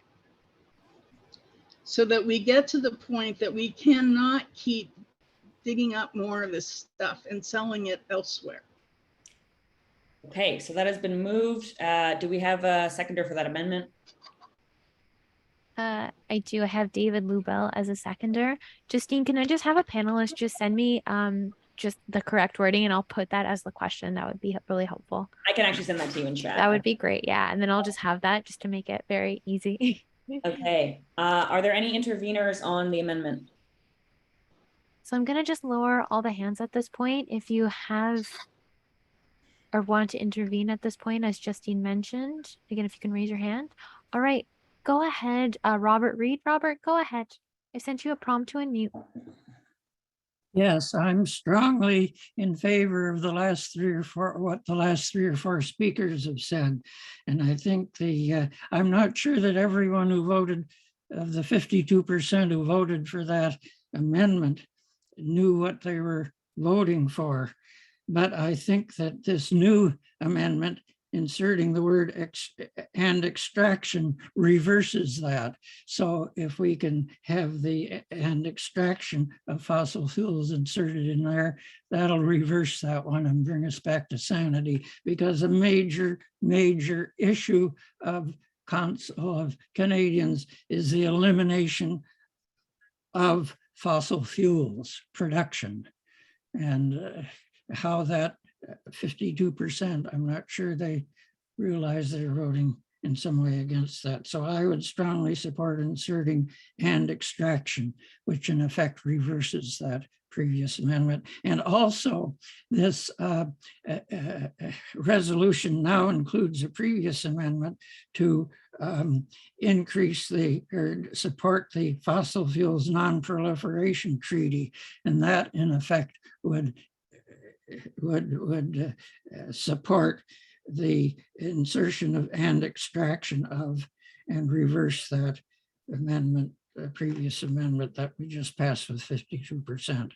So I support the new amendment, which is in keeping with the first amendment about endorsing the non-proliferation treaty. And following that, I'll be strongly in favor of the resolution. Thank you, Robert. We'll now go to Constance Moore, and Justine, I did get that updated wording, so that's ready. Thank you. Constance, go ahead. Short and simple, I support the addition of the words extraction and. I do think they should be a different color, so we know that those are the two words that we are discussing right now. The addition of those two words addresses a lot, if not all, of the issues that many people have been discussing. So brilliant. Thank you. Thank you, Constance. I will now go to William Langberg. William, go ahead. I've sent you a prompt to unmute. Yeah, like I said in the chat, yeah, just you can extraction. It's okay. To me, it's redundant. I think how would you ever extract burning fossil fuels if you're not burning it? Because the burning is really the problem. That's putting the CO2 in the air.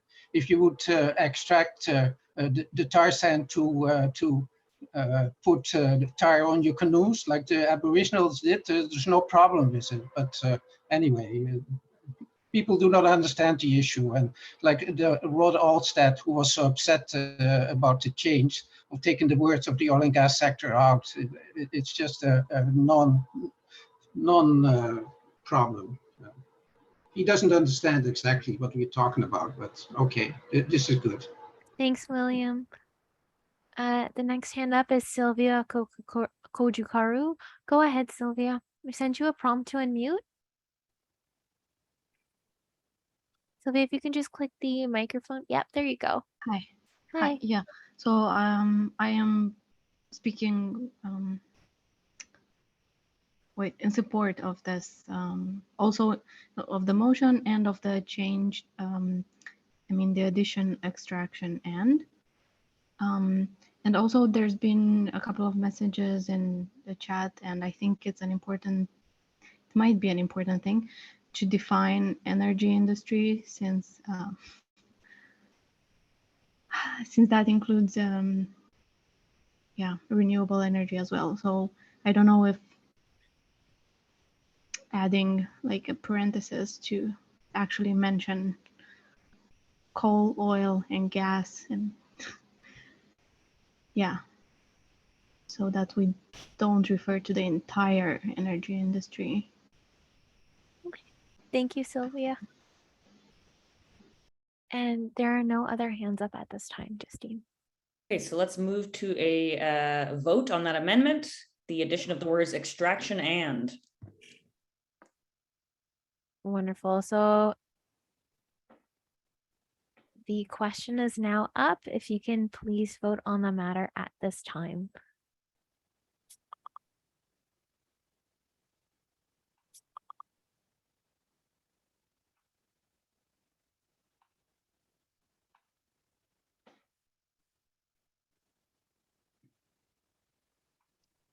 Just give it a few more moments.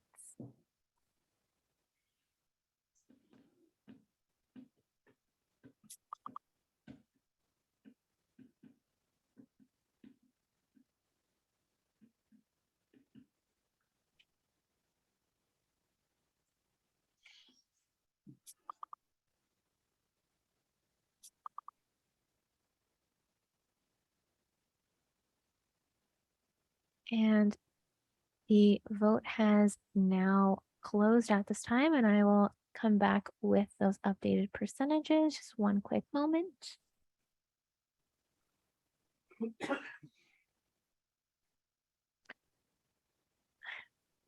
Wonderful. For this vote, it is as follows.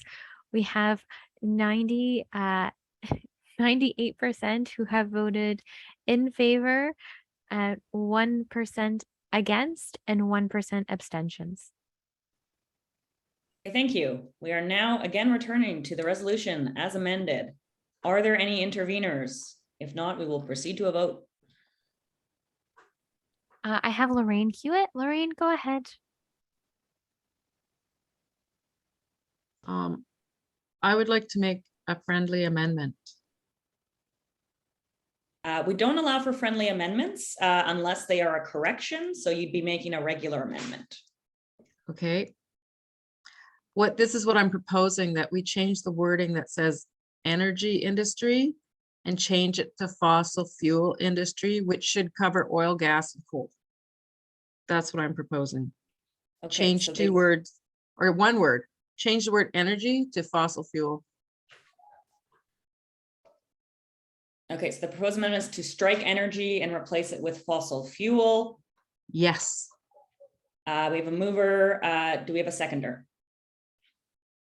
Where's Rod? I just sent him a text. Rod, I would say Rod is actually the next mover. So yeah, Rod has moved that.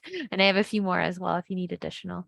Okay, is there any discussion on that amendment? So I am going to just lower all the hands. Yeah. And then if you have discussion on that now, if you can raise your hand. Robert Murray, go ahead. I've sent you a prompt to unmute. Robert. That was an error. Oh, no worries. Thank you for. I'm happy with the way it's stated now. Perfect. Thank you. And Robert, I'm just going to lower your hand. And I have Robert Reed now. Robert, go ahead. I'm going to send you a prompt to unmute. Robert, if you can just click the microphone button and just let us know if you have any. Sorry, where in the resolution is this word change? I can't find it. It's in the first bullet point under be it further resolved. It's replacing the word energy to fossil fuels. You can go to the next intervener.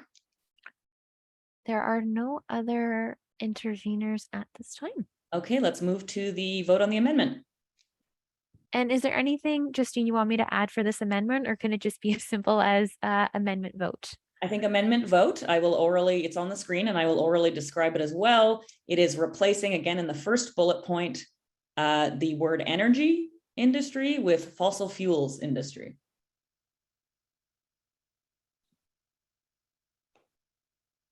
Perfect. I'm just going to put in quotations, energy and fossil fuels, just so people are aware of that. And the vote will appear momentarily on your screen. Actually, it should be appearing now. If you can please vote on the matter at this time.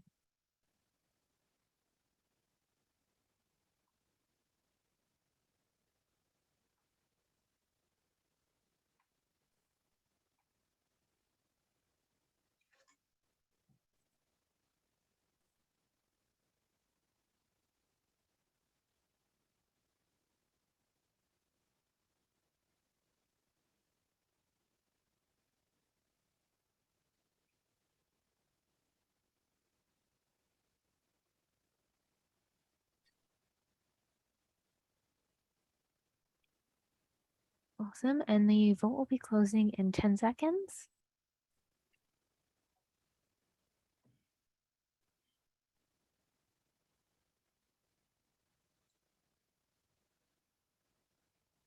Wonderful. And that vote has now closed. And in regards to those percentages, it will be as follows.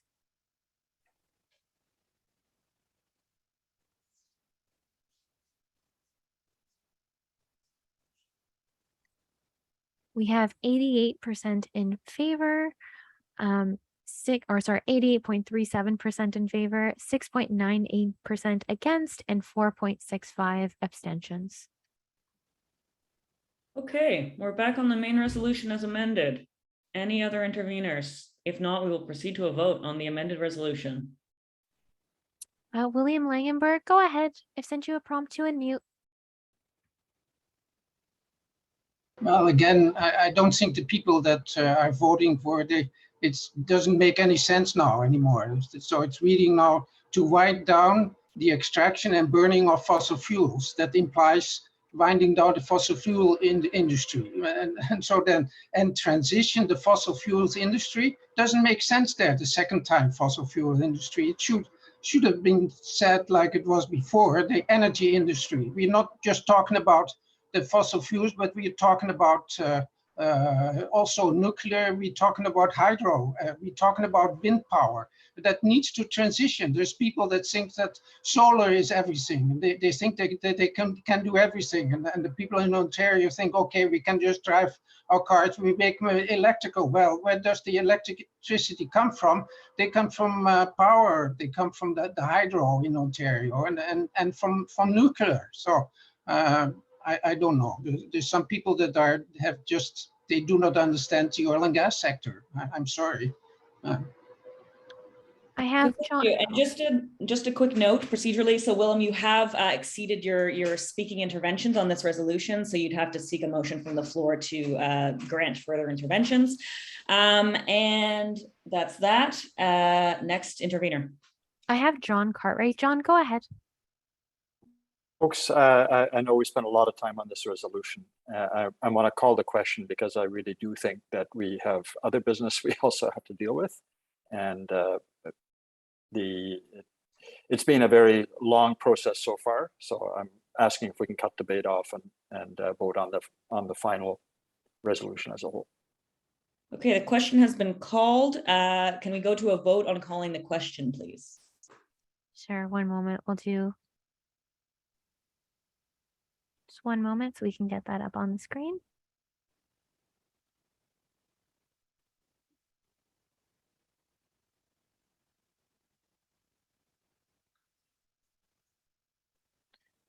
And in regards to calling the question, the question is up live. So if you can please vote on that, I'll give everyone a few moments to do so.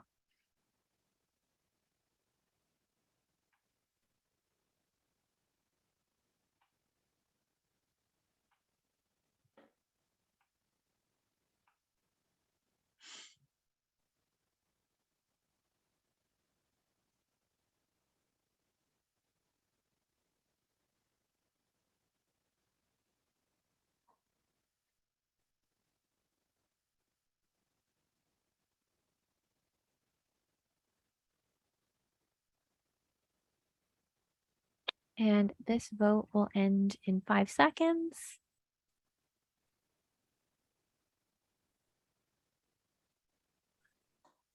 And for the percentages in regards to the calling of the question, we have it as follows.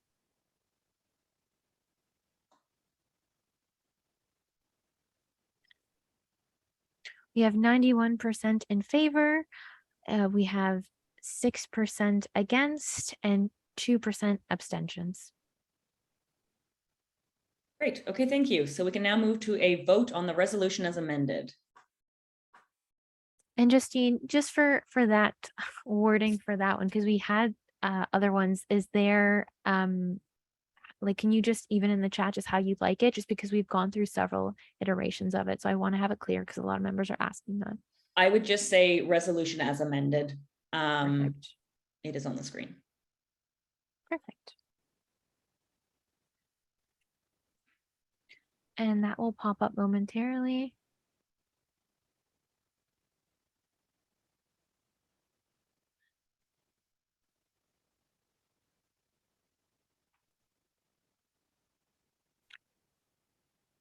Wonderful. The question will now appear.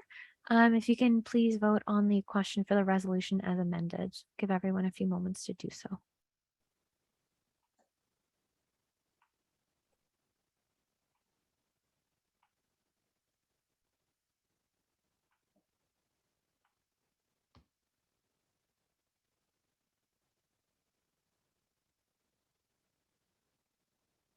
Just give it a few more moments.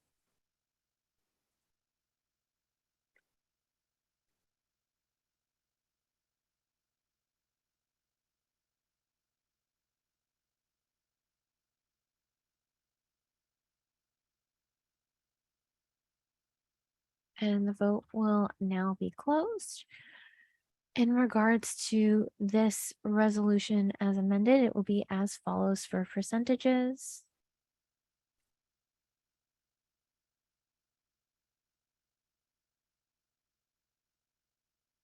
We have 91% in favor, 6% against, and 4% abstentions. Okay, thank you. We are long overdue for our break now. I assume we still want to take it. Seeing nods. Yep. Okay. So we will come back in 15 minutes at 4:55. We will jump straight to the bylaw and governance resolution, and that'll be that. Thank you.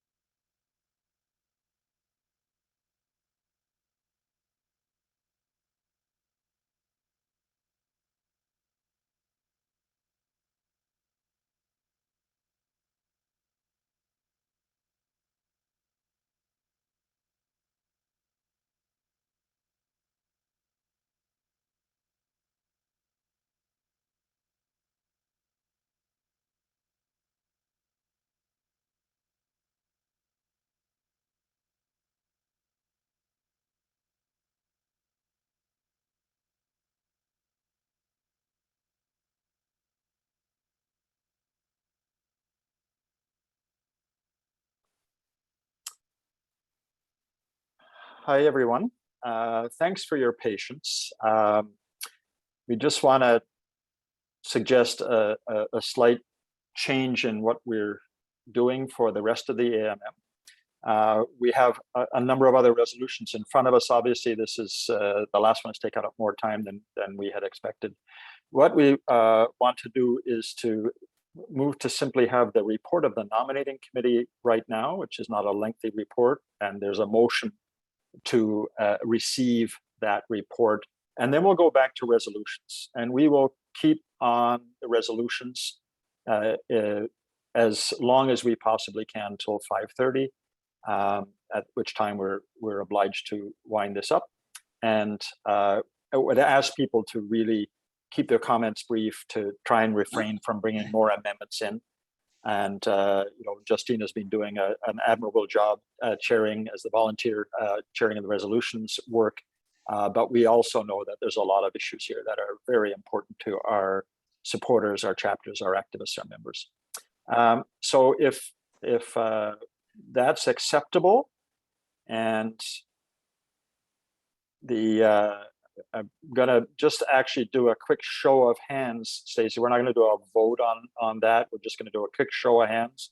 If everybody could just put their hand up if that's acceptable, that we move in that way. Yeah, I'll just give it a few seconds. I'm seeing numbers go up. Also, just seeing in the chat that not everyone heard your proposal, John, if you would. Okay, so thank you. Again, we want to apologize deeply for the technological problems we've had with this event up to now. We clearly, it's not worked out the way that we had hoped, and the voting system is not being something that works for this this gathering. So what we want to do is move quickly now to deal with the remaining business. We'll keep on dealing with resolutions right till 5:30, but we will take first the report of the nominating committee. That only has to be received, but it does have to be received in the way it is. And we just ask people to put their hands up to endorse that small change in our agenda. So is there a majority of hands up? There is. There's been over 69 hands up, and it just keeps going up. So yes, you would be in the majority. Wonderful. Thanks very much. So I'm now going to call on Marilyn Ketting to give the nominating committee report. Thank you, John, and thank you to council members for coming out today. I'm doing this report because Steve Staples, who's the chair, had an urgent work commitment, so he's sending his regrets. So on behalf of Steve and Nita Grass and myself, I'm presenting this report. We're 7 of 12 director-at-large positions to be elected for a 2-year term in 22-23. Nominations opened on April 20th, and by May 8th, we had received a nomination form from 11 candidates. Based on the assessment, we confirmed that 9 candidates met the eligibility for member at large. 2 of the candidates didn't meet the requirement of having endorsation from 5 Council of Canadians members. So the list of eligible candidates, I think I won't read those. There are two names there who dropped out just around the time of the candidates forum, and they dropped out for personal reasons. So as a committee, we have had a commitment consistent with the council's commitment to diversity and inclusion. And we endeavored to ensure that the final list of candidates assessed to stand for election to the board would be diverse and reflect the vision, mission, and values of the council. Based on the information provided by candidates, their self-identification, we can confirm that the final list of candidates is diverse, reflects the vision, mission, and values of the council. We assess diversity based on 5 criteria: region, gender, age, Indigenous, and equity-seeking groups. And you have a copy of the written report, and there is a breakdown in terms of all of those factors included there. And I'm happy to answer questions about that should anyone want me to. As I mentioned, 2 candidates who had dropped out because of the requirement for endorsation.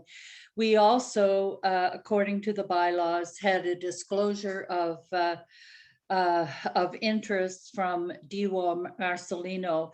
Diwa had stepped down from the board to take a contract with the Community Solidarity Project. He decided to end his contract a bit prematurely, which was on June 10th, so that he would be eligible to reoffer from the board. So all of this was very transparent and very open, and Diwa submitted his application. The board has, as you may recall, there are 16 positions on the board. 12 of those are directors at large, 4 of which are regional representatives who are elected by the chapters in the 4 regions as defined by the Council of Canadians. At the moment, the nominating committee does not have a role in the process of electing the regional representatives. But as we look at and define more clearly the process around nominating and having a standing committee that's in place year round, we are determining that there probably is a role for the nominating committee with regard to the election of regional reps, more to oversee it, provide assistance, make sure everyone has the guidelines, that kind of thing. Consistent with the elimination of slates of candidates as recommended by the Good Governance Task Force, the nominating committee is mandated to ensure that each candidate for director-at-large positions on the board has an equal opportunity to be known to potential voters. And that happens through the candidates forum that is held. And that was an opportunity for all of those running for seeking office. Their information that they provided to the nominating committee was circulated prior to the forum, and there was opportunity for all of those present to ask questions. There are also requirements that people be members in good standing, and was the role of the nominating committee to ensure that all of those things were in place. I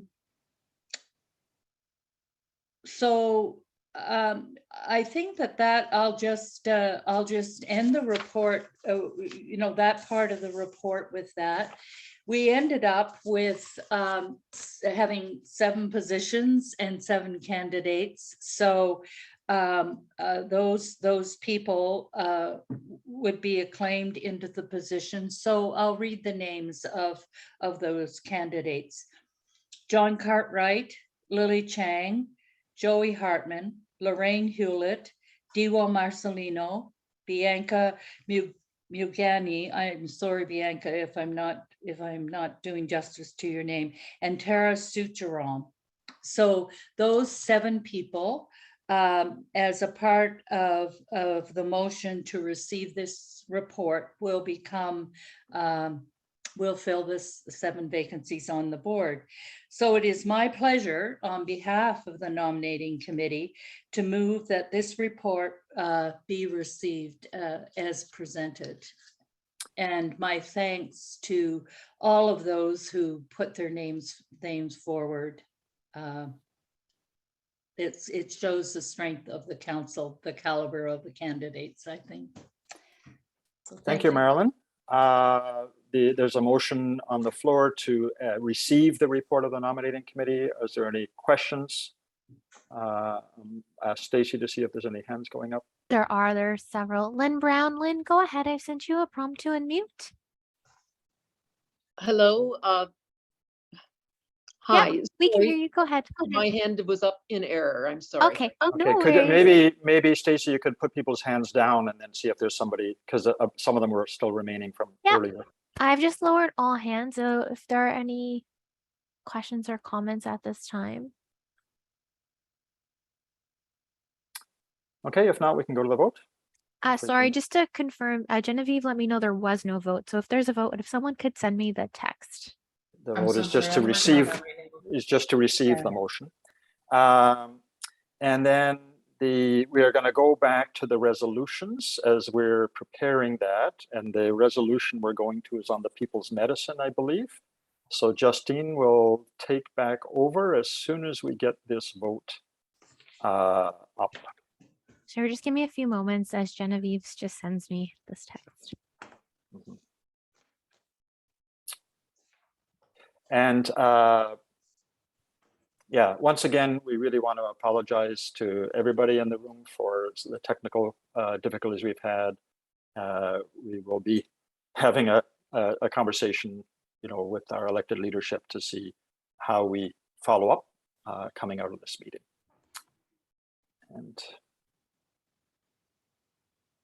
But I'm really happy so many people are staying on. Normally, once you hit a certain mark, you start to lose people. But we still have a lot of people in the room, and I think that speaks to your commitment to the organization, to the work we're trying to do together, and to tells us the challenges in front of us are ones that we're willing to tackle and take on. The question has now been put live, so if you can please vote on the matters at hand.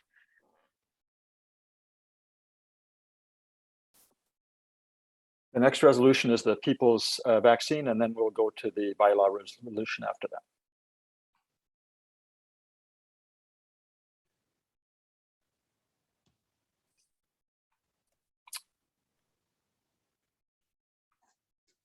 Can we put the people's vaccine resolution up on the screen? And I'll ask Justine to take over.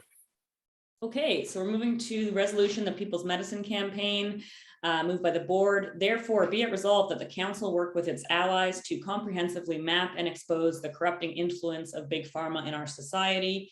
And be it further resolved that the council, through its staff, expand its campaign on pharmacare to challenge the agenda of big pharma more comprehensively via a people's lobby to fight for affordable medicines at home, alongside those fighting for the same goals abroad, e.g. the people's vaccine. Moved by the board. Do we have a motivator for the resolution? Yes, I will speak to the resolution. This again is a resolution that has to do with corporate capture. In this case, the multinational pharmaceutical corporations who have taken great advantage of the tragic situation around COVID-19 to really line their pockets, and the government has of course acquiesced again to the wishes of the corporate sector. They have kept the price of pharmaceuticals, brand name drugs, and repeatedly delayed the progress towards pharmacare, thus posing a threat to the health of Canadians, and also in a country where the evidence has been overwhelming that we desperately need to have a universal pharmacare program, that the government not only will not stand up to big pharma to keep the prices of brand name drugs down, but refuses to recognize the advantages to the overall health of the population of having a universal pharmacare program. Our work is again cut out for us. I think another important component of this resolution is not only the role that Big Pharma is playing in terms of our ability to enhance our public healthcare system. And I must point out, and I'm sure most of the folks know here on this call know that that in spite of the support for a universal pharmacare program, Canada is the only country with a universal public healthcare system that doesn't include comprehensive public drug coverage, and that's really a disgrace for our country. And also, I think it's a credit to the Council of Canadians that we're not only recognizing what this situation, the threat that it poses to the health of Canadians, but also to others across the world who in so many ways are much less fortunate than we are, and for whom the cost of appropriate medication is well out of reach. There's also the component, and that in light of the evidence that if not-for-profit companies were in charge and supported by the government, there are solutions to this problem right under our nose in our own country. So I will end it there, and I urge you to support this resolution and look forward to your comments. Thank you. Thank you. Are there any interventions on the resolution? I'm seeing no hands up at this time. Okay, we can move then to a vote on the resolution. Wonderful. The vote will pop up momentarily on the screen.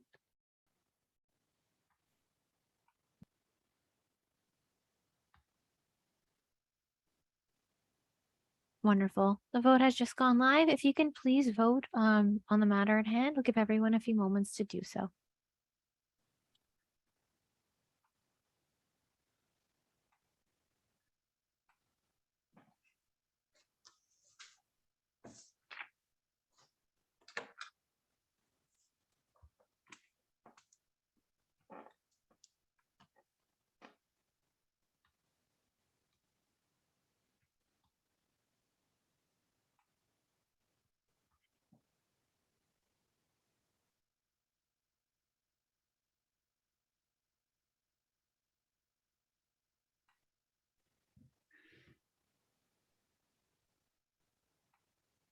Wonderful. And the vote will be closing in 3, 2, 1.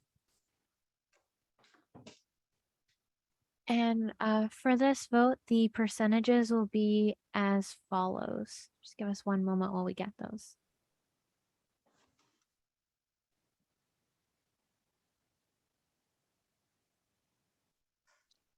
So in favor, we have 96%. Against, we have 2.67%, and abstentions, we have 1.33%. Thank you. So that carries. So we'll move on now to bylaw and governance resolution, a resolution on conscientious banking submitted by the Hamilton chapter. It reads, therefore, be it resolved that the Council of Canadians move its accounts from private banks to credit unions. Is there a motivator for the resolution?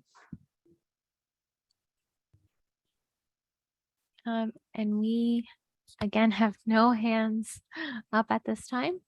Okay. Are there any interventions on the resolution? Yes, I have David Lubell. David, go ahead. I'll send you a prompt to unmute. You can just click on the microphone. Yes, Go ahead, David. I strongly support this. I would be very interested to know how much of the council's banking is done in private banks at the moment. Thank you so much, David. We'll now go to Bernard Katz. Bernard, go ahead. We're sending you a prompt to unmute. You can just click on the microphone button. Thank you very much. I'm also extremely strongly in favor of this resolution. And indeed, I was somewhat surprised that the council had not already done this. Thank you. Thank you, Bernard. We'll now go to Mary Love. Mary, go ahead. I've sent you a prompt to unmute if you can. Just to jump in for a second, I think that Mary may be connected in two places and that her audio may actually be a phone line. If she wants, she can press *9 on the phone line and we can unmute her that way as well. If Mary, if you're hearing that, you can do that as well as an option. I saw that message. So if that's the case, I'll just lower your hand now. Perfect, Mary. If you can press *6 on your telephone, you should be able to speak.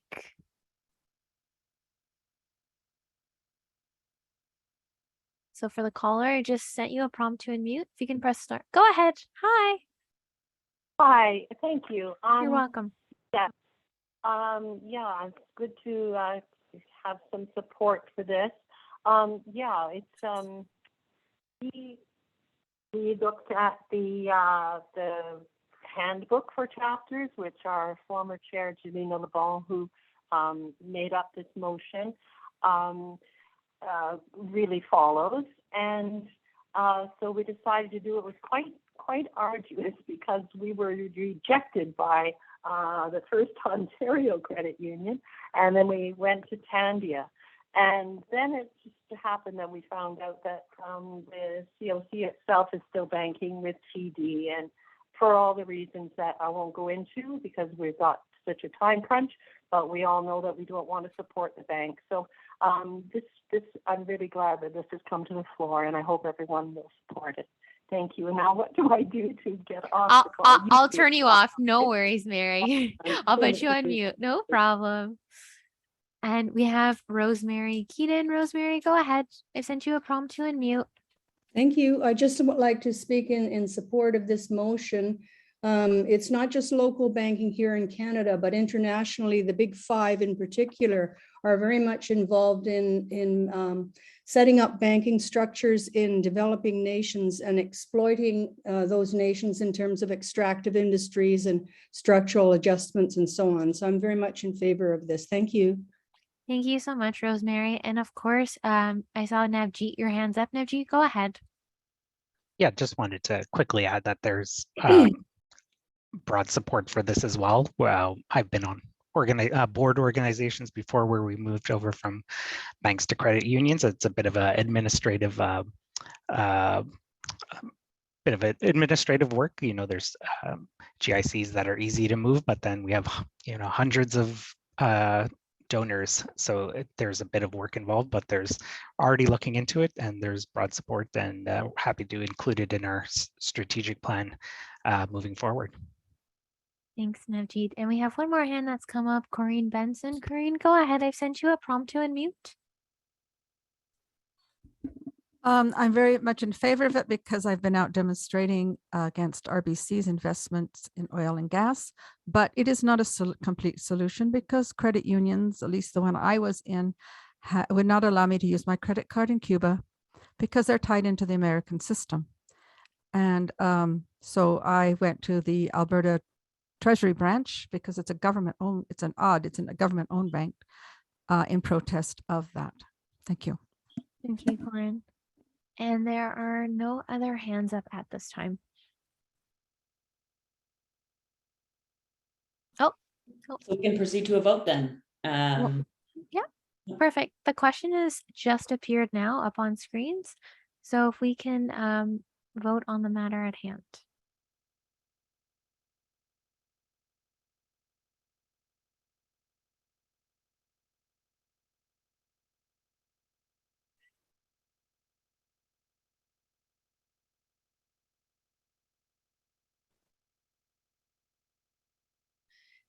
It's not on my screen. It didn't come up. It didn't come up. Okay, let's try it one more time. We'll stop it and we'll restart it for everyone. Let's just do that. So everyone will have a chance to re-vote again.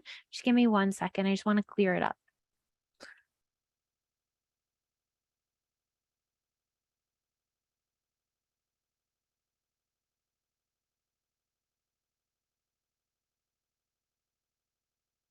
Sorry, just give me 1 moment here.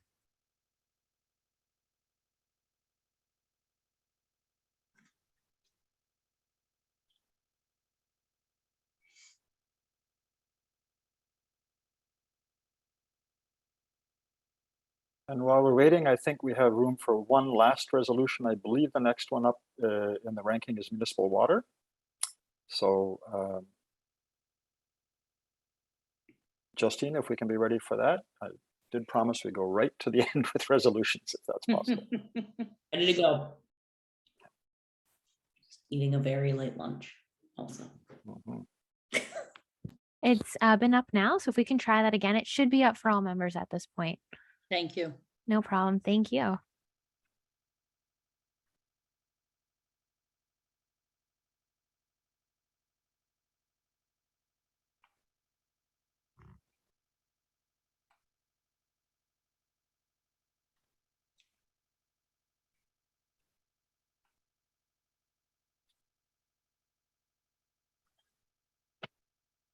So it should be up if it wasn't up for you before. We just restarted that question. We just have the word banking again because the resolution was showing differently. So we had to add in another.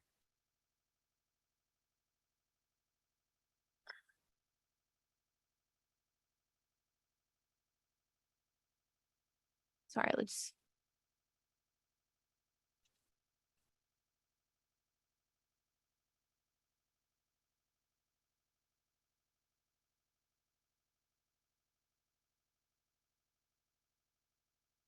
Or oppose or abstain should be the options on that vote.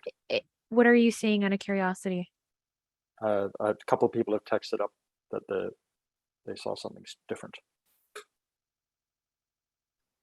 Okay, let's check that again. Okay, you should have all 3 options for the question showing that way. So if you can just take a look now, it's on your screen.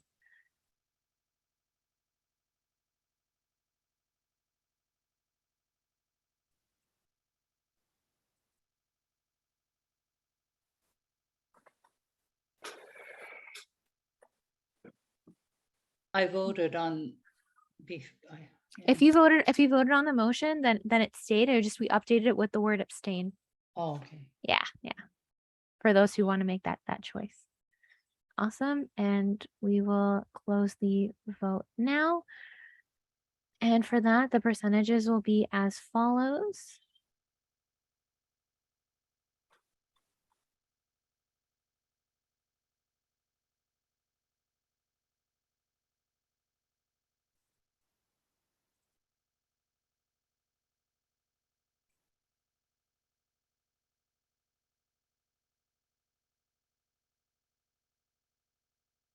Sorry, 1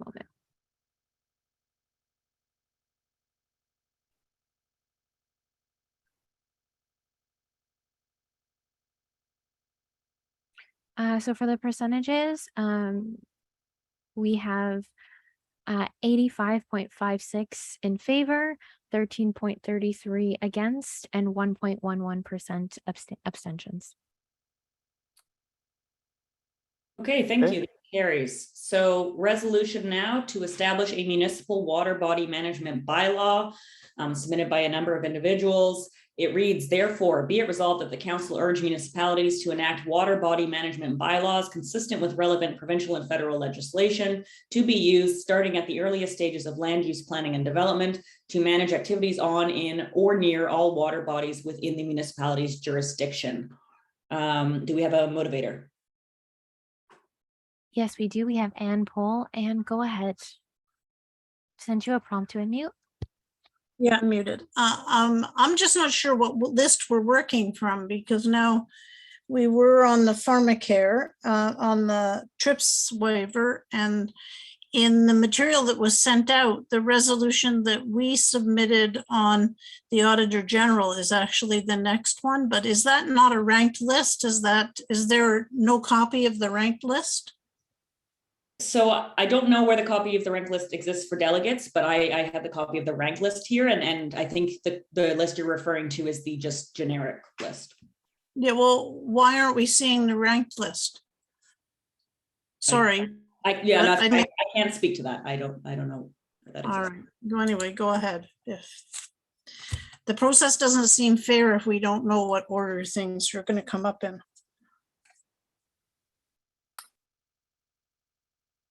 And folks, as I said, there's been a number of glitches with this. If we just deal with this one last resolution, I'm also being told that our time is up. But I'll just have a couple of remarks at the end if there's anybody wants to speak. So there's no nurse, so I suggest we'll go to a vote, and then that will be it for resolutions. Thank you. All right, the vote has now been launched for that. If you can please vote on it as it is up at this time.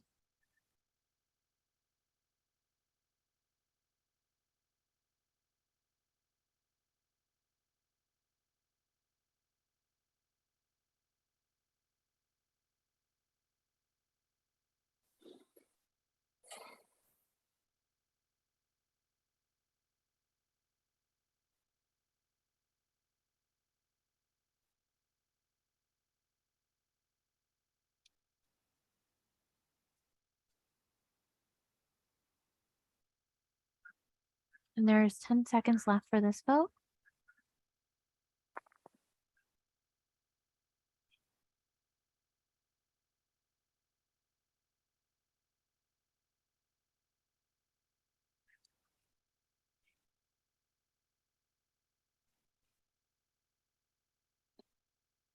And for this vote, the percentages are as follows. You have 86% in favor, 10% against, and 4% abstentions. Thank you. Well, thank you, Justine, for your work and for the resolutions committee that's worked with you. Thank you for the nominating committee. We recognize that this has not been a deeply satisfying process for any of us on this get together. They will work with the co-EDs and the staff and the board and try and look at what are options going forward, because the matter of what we're hearing from our activists, from our chapters, from others who support this organization is really important to guide our work going forward. In the past, somebody had always said, this has been the best AMM ever. I'm not going to say that, because that would not be the case. And, we often do not finish all resolutions at our previous AMMs, including the ones that have been in person. And we do so much miss being in person. The time that we've been able to spend together when we've had those annual meetings, the forums on the Friday evening beforehand, bringing in top speakers, the ability to listen to activists in the place that we're holding those meetings, and to get to know those communities, to have our actions on the street. Those have been such a rich tradition of our council. And I know the question was asked, are we going to have one in person in the future? We certainly hope so, because it makes such a difference. And relying on technology means there's an imperfection, and we can only anticipate what we understand is going to happen, and sometimes other things happen.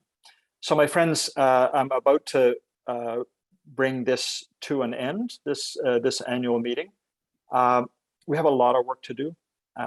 We have a lot of opportunity to help shape the future of our communities, of our country, of our world. And for everybody attending today, thank you for your interest. For everybody who sent in resolutions, who've stood for the board, for those who've been on the board in the past, for everybody who's taken part in committees, to our staff, just really, really want to thank you for everything you do. And we hope that, as we look at Canada Day this year, we're remembering the incredibly important work we have to do to unpack the history of this space where we all share together, to reach out to others, to listen, to provide hope. And because, times can be difficult, but it is the hope that previous generations, many, many generations before us, that brought to us, that continues to guide the spirit of our movement, that continues to show us why taking action makes a difference, and continues to give us the optimism that we can, in fact, shape history. Imperfect sometimes as we are, we can shape history. It's what we try and do together. Let's be patient, let's be loving, and let's be hopeful in this future. Thank you very much for joining us today, and we will see you, and you'll be getting a lot of material from us following up on this annual meeting. Take care now. Thanks a lot.